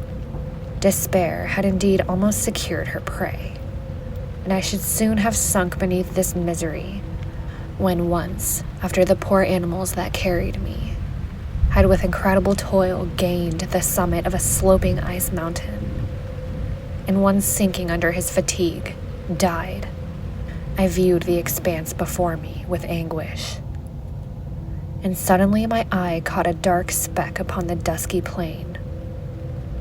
I strained my sight to discover what it could be, and uttered a wild cry of ecstasy when I distinguished a sledge and the distorted proportions of a well-known form within. Oh, with what a burning gush did hope revisit my heart! Warm tears filled my eyes, which I hastily wiped away, that they may not intercept the view I had of the demon. But still, my sight was dimmed by the burning drops, until giving way to the emotions that oppressed me, I wept aloud. But this was not the time for delay. I disencumbered the dogs of their dead companion, gave them a plentiful portion of food, and after an hour's rest, which was absolutely necessary, and yet which was bitterly irksome to me, I continued my route. The sledge was still visible, nor did I again lose sight of it, except at the moments when for a short time some ice rock concealed it with its intervening crags. I indeed perceptibly gained on it, and when, after nearly 2 days' journey, I beheld my enemy at no more than a mile distant, my heart bounded within me. But now, when I appeared almost within grasp of my enemy, my hopes were suddenly extinguished, and I lost all trace of him more utterly than I had ever done before. A ground of sea was heard, the thunder of its progress, and the waters rolled and swelled beneath me, every moment more ominous and terrific. I pressed on, but in vain.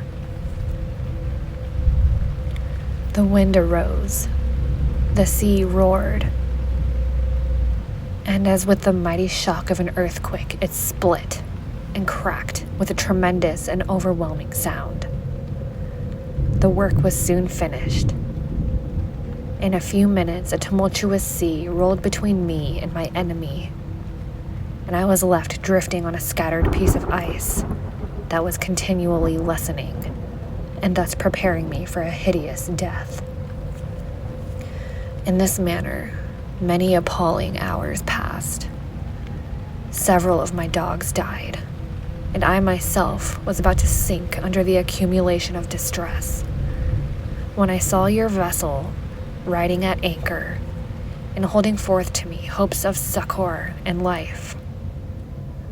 I had no conception that vessels ever came so far north, and was astounded at the sight. I quickly destroyed part of my sledge to construct oars, and by this means was enabled with infinite fatigue to move my ice raft in the direction of your ship. I had determined, if you were going southward, still to trust myself to the mercy of the seas, rather than abandon my purpose. I hoped to induce you to grant me a boat with which I could still pursue my enemy, but your direction was northward. You took me on board when my vigor was exhausted, and I should have soon sunk under my multiplied hardships into a death, which I still dread, for my task is unfulfilled. Oh, when will my guiding spirit, in conducting me to the demon, allow me the rest I so much desire? Or must I die, and he yet live? If I do, swear to me, Walton, that he shall not escape, that you will seek him, and satisfy my vengeance in his death. Yet do I dare ask you to undertake my pilgrimage to endure the hardships that I have undergone? No, I am not so selfish. Yet when I am dead, if he should appear, if the ministers of vengeance should conduct him to you, swear that he shall not live. Swear that he shall not triumph over my accumulated woes and live to make another such a wretch as I am. He is eloquent and persuasive, and once his words had even power over my heart. But trust him not. His soul is as hellish as his form, full of treachery and fiend-like malice. Hear him not. Call on the names of William, Justine, Clerval, Elizabeth, my father, and of the wretched Victor, and thrust your sword into his heart. I will hover near and direct the steel aright. Chapter 24. Walton, in continuation. August 26th. You have read this strange and terrific story, Margaret, and do you not feel your blood congealed with horror, like that which even now curdles mine? Sometimes, seized with sudden agony, he could not continue his tale. At others, his voice broken yet piercing, uttered with difficulty the words so replete with agony. His fine and lovely eyes were now lighted up with indignation, now subdued to downcast sorrow, and quenched in infinite wretchedness.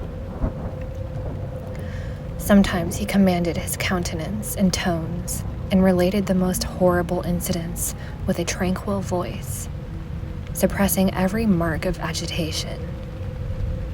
Then, like a volcano bursting forth, his face would suddenly change to an expression of the wildest rage as he shrieked out imprecations on his persecutor. His tale is connected and told with an appearance of the simplest truth. Yet I own to you that the letters of Felix and Safie which he showed me, and the apparition of the monster seen from our ship, brought me to a greater conviction of the truth of his narrative than his asseverations, however earnest and connected. Such a monster has then really existed. I cannot doubt it. Yet I am lost in surprise and admiration. Sometimes I endeavored to gain from Frankenstein the particulars of his creature's formation, but on this point he was impenetrable. "Are you mad, my friend?" said he. "Or whither does your senseless curiosity lead you? Would you also create for yourself in the world a demoniacal enemy? Or to what do your questions tend?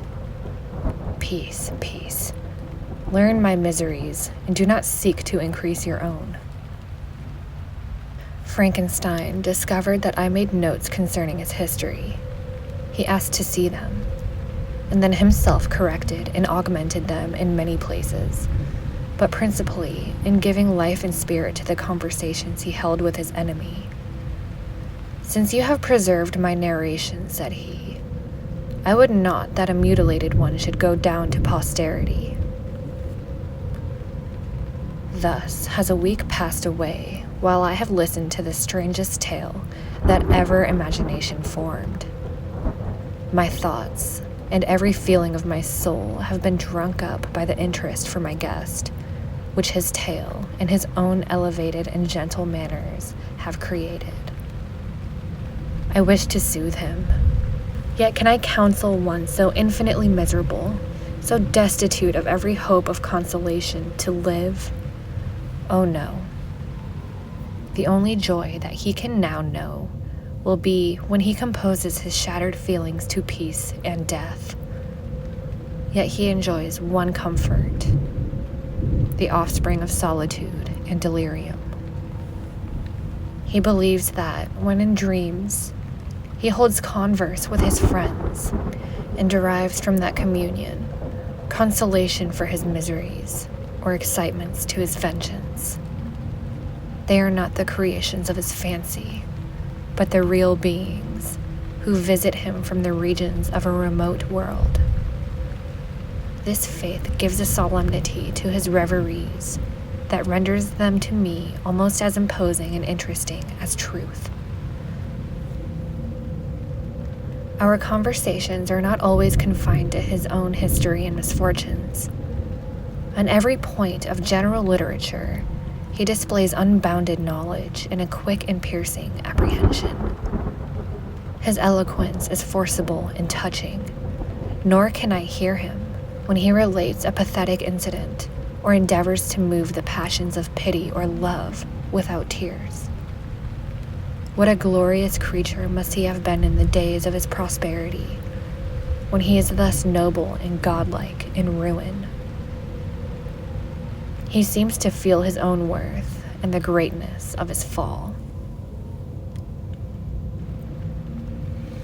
When younger, said he, I felt as if I were destined for some great enterprise. My feelings are profound, but I possessed a coolness of judgment that fitted me for illustrious achievements. This sentiment of the worth of my nature supported me when others would have been oppressed, for I deemed it criminal to throw away in useless grief those talents that might be useful to my fellow creatures. When I reflected on the work I had completed, no less a one than the creation of a sensitive, rational animal, I could not rank myself with the herd of common projectors. But this feeling which supported me in the commencement of my career now serves only to plunge me lower in the dust. All my speculations and hopes are as nothing, and like the archangel who aspired to omnipotence, I am chained in an eternal hell. My imagination was vivid, yet my powers of analysis and application were intense. By the union of these qualities, I conceived the idea and executed the creation of a man. Even now, I cannot recollect without passion my reveries while the work was incomplete. I trod heaven in my thoughts, now exulting in my powers, now burning with the idea of their effects. From my infancy, I was imbued with high hopes and a lofty ambition. But how I am sunk. Oh, my friend, if you had known me as I once was, you would not recognize me in this state of degradation. Despondency rarely visited my heart. A high destiny seemed to bear me on until I fell, never, never again to arise. Must I then lose this admirable being? I have longed for a friend. I have sought one who would sympathize with and love me. Behold, on these desert seas, I have found such a one. But I fear I have gained him only to know his value and lose him. I would reconcile him to life, but he repulses the idea. Thank you, Walton, he said, for your kind attentions towards so miserable a wretch. But when you speak of new ties and fresh affections, think you that any can replace those who are gone? Can any man be to me as Clerval was, or any woman another Elizabeth? Even where the affections are not strongly moved by any superior excellence, the companions of our childhood always possess a certain power over our minds, which hardly any later friend can obtain. They knew our infantile dispositions, which, however they may be afterwards modified, are never eradicated. And they can judge of our actions with more certain conclusions as to the integrity of our motives. A sister or a brother can never, unless indeed such symptoms have been shown early, suspect the other of fraud or false dealing, when another friend, however strongly he may be attached, may, in spite of himself, be invaded with suspicion. But I enjoyed friends, dear not only through habit and association, but from their own merits, and wherever I am, the soothing voice of my Elizabeth and the conversation of Clerval will be ever whispered in my ear. They are dead, and but one feeling in such a solitude can persuade me to preserve my life. If I were engaged in any high undertaking or design, fraught with extensive utility toward my fellow creatures, then could I live to fulfill it. But such is not my destiny. I must pursue and destroy the being to whom I gave existence. Then my lot on earth will be fulfilled, and I may die. September 2nd. My beloved sister, I write to you encompassed by peril and ignorant weather. I am ever doomed to see again dear England and the dearer friends that inhabit it. I am surrounded by mountains of ice, which admit of no escape, and threaten every moment to crush my vessel. The brave fellows whom I have persuaded to be my companions look towards me for aid, but I have none to bestow. There is something terribly appalling in our situation, yet my courage and hopes do not desert me. We may survive, and if we do not, I will repeat the lessons of my Seneca and die with a good heart. Yet what, Margaret, will be the state of your mind? You will not hear of my destruction, and you will anxiously await my return. Years will pass, and you will have visitings of despair, and yet be tortured by hope. Oh, my beloved sister, the sickening failings of your heartfelt expectations are, in prospect, more terrible to me than my own death. But you have a husband and lovely children. You may be happy. Heaven bless you and make you so. My unfortunate guest regards me with the tenderest compassion. He endeavors to fill me with hope, and talks as if life were a possession which he valued. He reminds me how often the same accidents have happened to other navigators who have attempted this sea, and in spite of myself, He fills me with cheerful auguries. Even the sailors feel the power of his eloquence. When he speaks, they no longer despair. He rouses their energies, and while they hear his voice, they believe these vast mountains of ice are molehills, which will vanish before the resolution of man. These feelings are transitory. Each day's expectation delayed fills them with fear, and I almost dreaded a mutiny caused by this despair. September 5th. A scene has just passed of such uncommon interest that, although it is highly probable that these papers may never reach you, yet I cannot forbear recording it. We are still surrounded by mountains of ice, still in imminent danger of being crushed in their conflict. The cold is excessive, and many of my unfortunate comrades have already found a grave amid this scene of desolation. Frankenstein has daily declined in health. A feverish fire still glimmers in his eyes, but he is exhausted. And when suddenly roused to any exertion, he speedily sinks again into apparent lifelessness. I mentioned in my last letter the fears I entertained of a mutiny. This morning, as I sat watching the wan countenance of my friend, his eyes half closed and his limbs hanging listlessly, I was roused by half a dozen of the sailors, who desired admission into the cabin. They entered, and their leader addressed me. He told me that he and his companions had been chosen by the other sailors to come in deputation to me, to make me a demand, which, in justice, I could not refuse.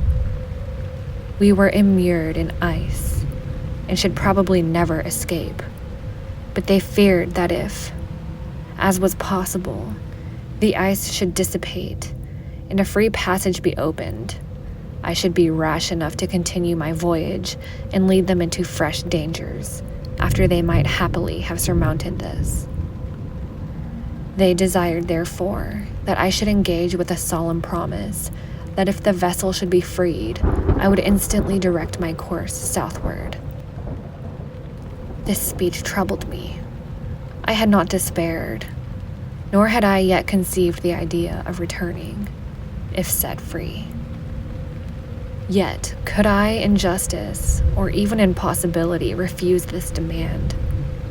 I hesitated before I answered, when Frankenstein, who had at first been silent and indeed appeared hardly to have force enough to attend, now roused himself.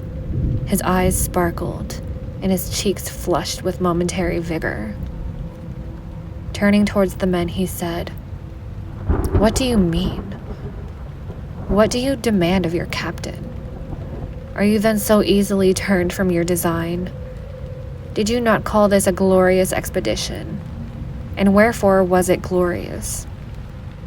Not because the way was smooth and placid as a southern sea, but because it was full of dangers and terror, because at every new incident your fortitude was to be called forth and your courage exhibited, because danger and death surrounded, and these dangers you were too brave and overcome. For this was it an honorable undertaking. You were hereafter to be hailed as benefactors of your species, your names adored as belonging to brave men who encountered death for the honor and the benefit of mankind. And now behold, with the first imagination of danger, or if you will, the first mighty and terrific trial of your courage, you shrink away and are content to be handed down as men who have not strength enough to endure cold and peril. And so, poor souls, they were chilly and returned to their warm firesides. Why, that requires not this preparation. Ye need not have come this far, and dragged your captain to the shame of a defeat, merely to prove yourselves cowards. Oh, be men, or be more than men. Be steady to your purpose, and firm as a rock. This ice is not made of such stuff as your hearts might be, It is mutable, cannot withstand you. And if you say that, it shall not. Do not return to your families with the stigma of disgrace marked on your brows. Return as heroes who have fought and conquered, and who know not what it is to turn their backs on the foe. He spoke this with a voice so modulated to the different feelings expressed in his speech, with an eye so full of lofty design and heroism, that can you wonder that these men were moved? They looked at one another and were unable to reply. I spoke. I told them to retire and consider of what had been said, that I would not lead them further north if they strenuously desired the contrary, but that I hoped that, with reflection, their courage would return. They retired, and I turned towards my friend, but he was sunk in languor and almost deprived of life. How all this will terminate, I know not, but I had rather die than return shamefully, my purpose unfulfilled. Yet I fear such will be my fate. The men, unsupported by ideas of glory and honor, can never willingly continue to endure their present hardships. September 7th. The die is cast. I have consented to return if we are not destroyed. Thus are my hopes blasted by cowardice and indecision. I come back ignorant and disappointed. It requires more philosophy than I possess to bear this injustice with patience. September 12th. It is past. I am returning to England. I have lost my hopes of utility and glory. I have lost my friend. But I will endeavor to detail these bitter circumstances to you, my dear sister. And while I am wafted towards England and towards you, I will not despond.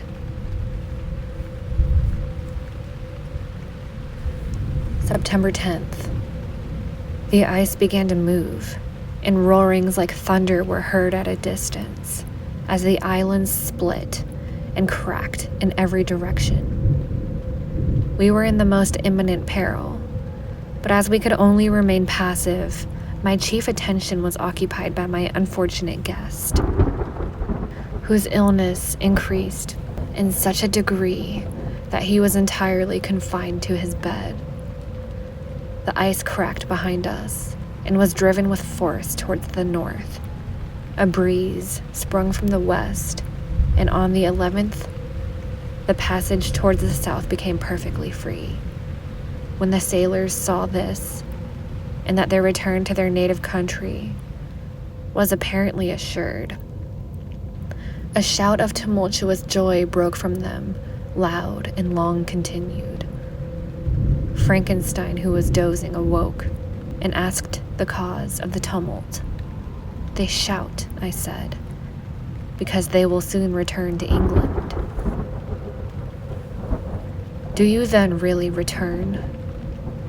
"Alas, yes. I cannot withstand their demands. I cannot lead them unwillingly to danger, and I must return." "Do so if you will, but I will not. You may give up your purpose, but mine is assigned to me by heaven, and I dare not. I am weak, but surely the spirits who assist my vengeance will endow me with sufficient strength." Saying this, he endeavored to spring from the bed, but the exertion was too great for him. He fell back and fainted.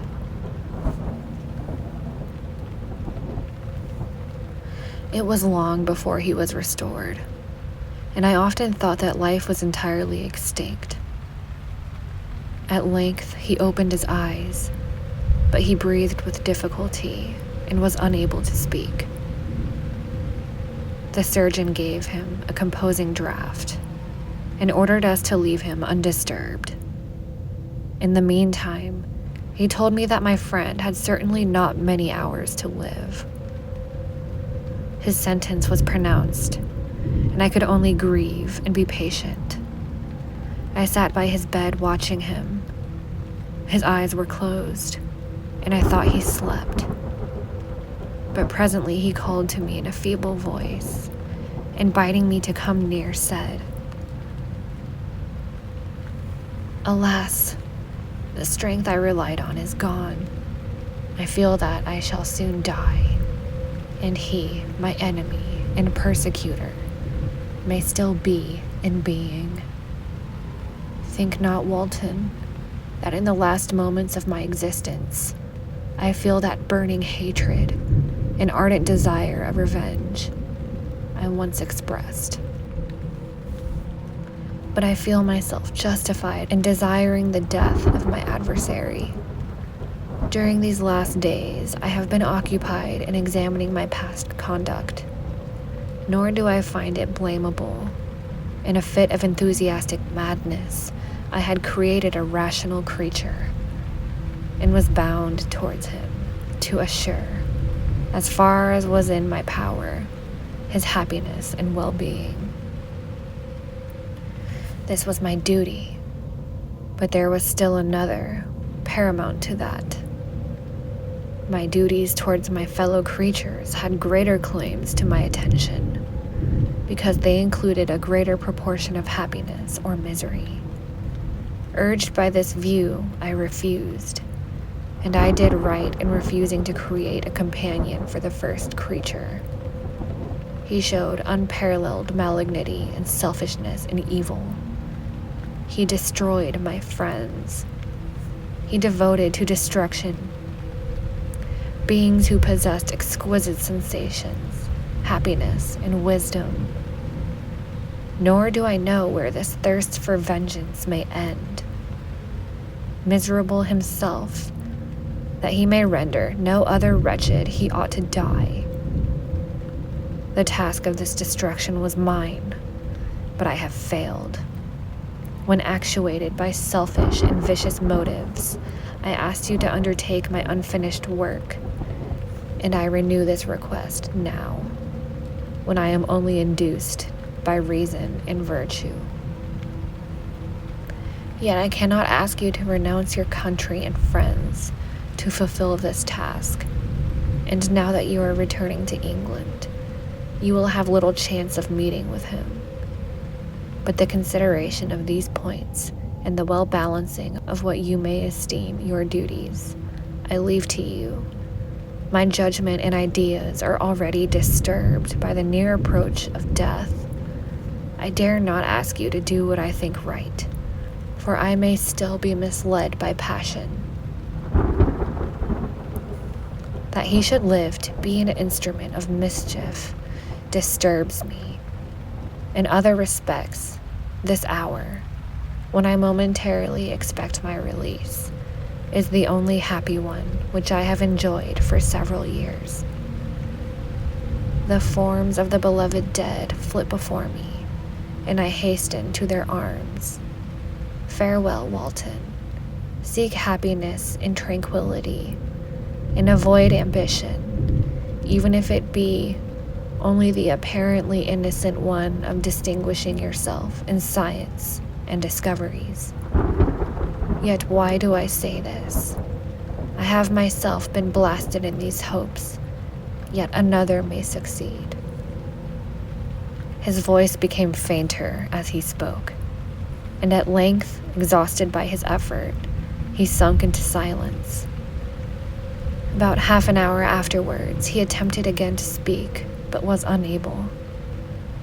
He pressed my hand feebly, and his eyes closed forever, while the irradiation of a gentle smile passed away from his lips.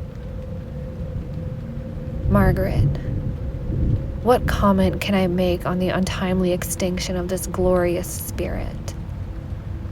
What can I say that will enable you to understand the depth of my sorrow? All that I should express would be inadequate and feeble.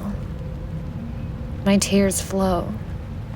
My mind is overshadowed by a cloud of disappointment. But I journey towards England, and I may there find consolation. I am interrupted. What do those sounds portend? Is it midnight? The breeze blows fairly, and the watch on the deck scarcely stir. Again, there is a sound as of a human voice, but hoarser. It comes from the cabin where the remains of Frankenstein still lie. I must arise and examine. Good night, my sister. Great God, what a scene has just taken place. I am yet dizzy with the remembrance of it. I hardly know whether I shall have the power to detail it. Yet the tale which I have recorded would be incomplete without this final and wonderful catastrophe. I entered the cabin, where lay the remains of my ill-fated and admirable friend. Over him hung a form which I cannot find the words to describe. Gigantic in stature, yet uncouth and distorted in its proportions. As he hung over the coffin, his face was concealed by long locks of ragged hair. But one vast hand was extended, in color and apparent texture like that of a mummy. When he heard the sound of my approach, he ceased to utter exclamations of grief and horror, and sprung towards the window. Never did I behold a vision so horrible as his face, of such loathsome yet appalling hideousness. I shut my eyes involuntarily, and endeavored to recollect what were my duties with regard to this destroyer. I called on him to stay.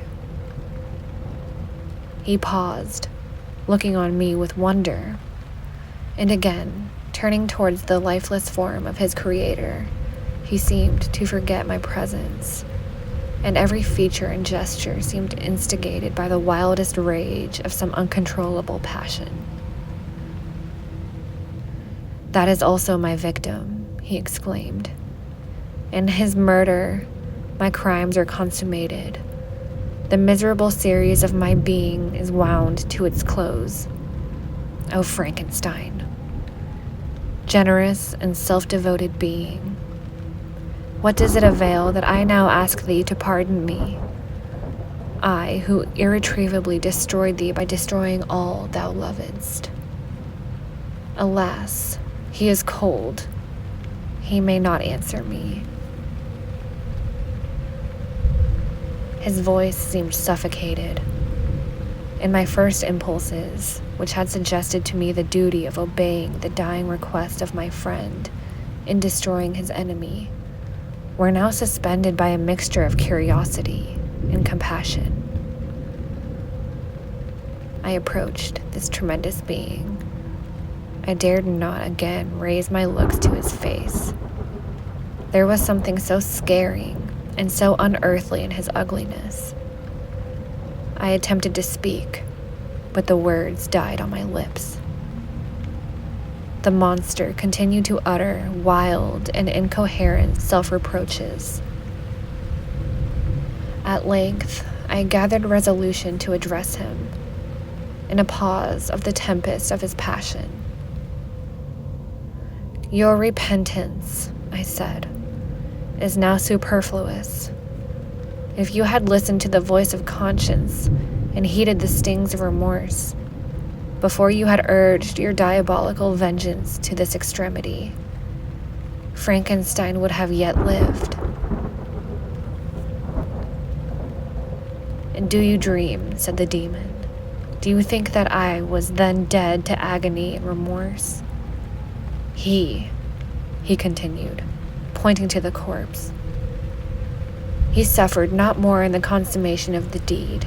Ah, not the 10,000th portion of the anguish that was mine during the lingering detail of its execution. A frightful selfishness hurried me on, while my heart was poisoned with remorse. Think ye that the groans of Clerval were music to my ears?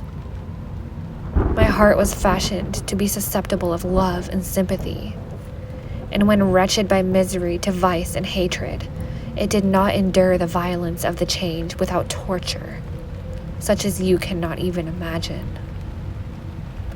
After the murder of Clerval, I returned to Switzerland, heartbroken and overcome.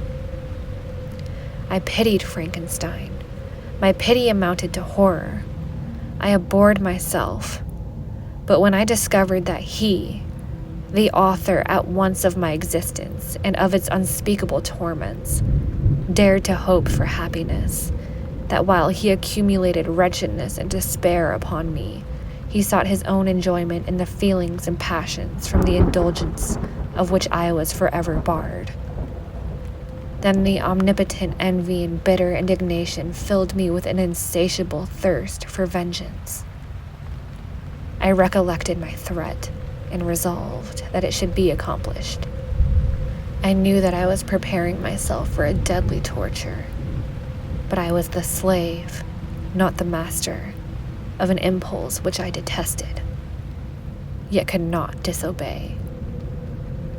When she died, nay, then I was not miserable. I had cast off all feeling, subdued all anguish, to ride in the excess of my despair. Evil thenceforth became my good.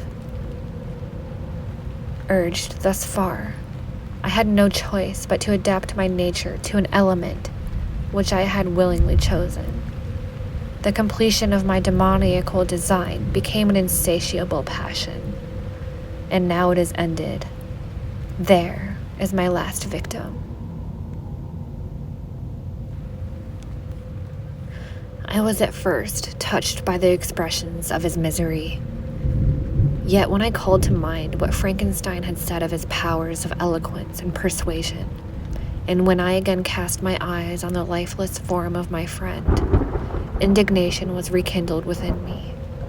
"Wretch," I said, "it is well that you come here to whine over the desolation that you have made. You throw a torch into a pile of buildings, and when they are consumed, you sit among the ruins and lament the fail. Hypocritical fiend! If he whom you mourn still lived, still would he be the object. Again would he become the prey of your accursed vengeance. It is not pity that you feel. You lament only because the victim of your malignity is withdrawn from your power. Oh, it is not thus, interrupted the being.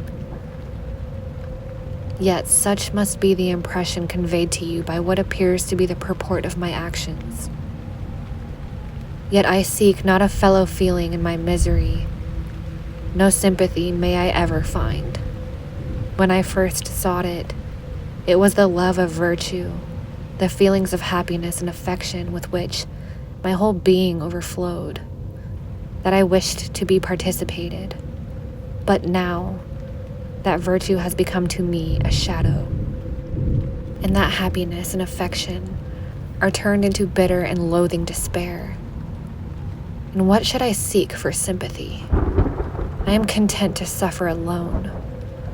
While my sufferings shall endure, when I die, I am well satisfied that abhorrence and opprobrium should load my memory.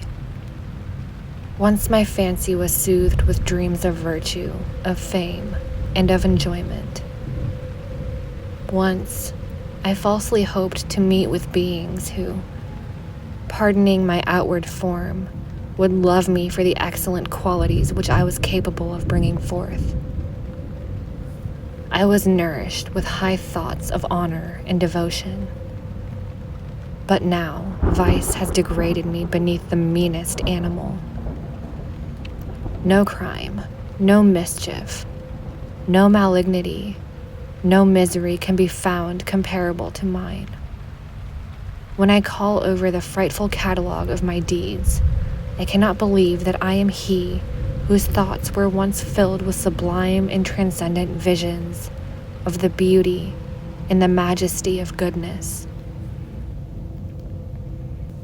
But it is even so. The fallen angel becomes a malignant devil. Yet even that enemy of God and man had friends and associates in his desolation. I am quite alone. You, who call Frankenstein your friend, seem to have a knowledge of my crimes and his misfortunes. But in the detail which he gave you of them, he could not sum up the hours and months of misery which I endured, wasting in impotent passions.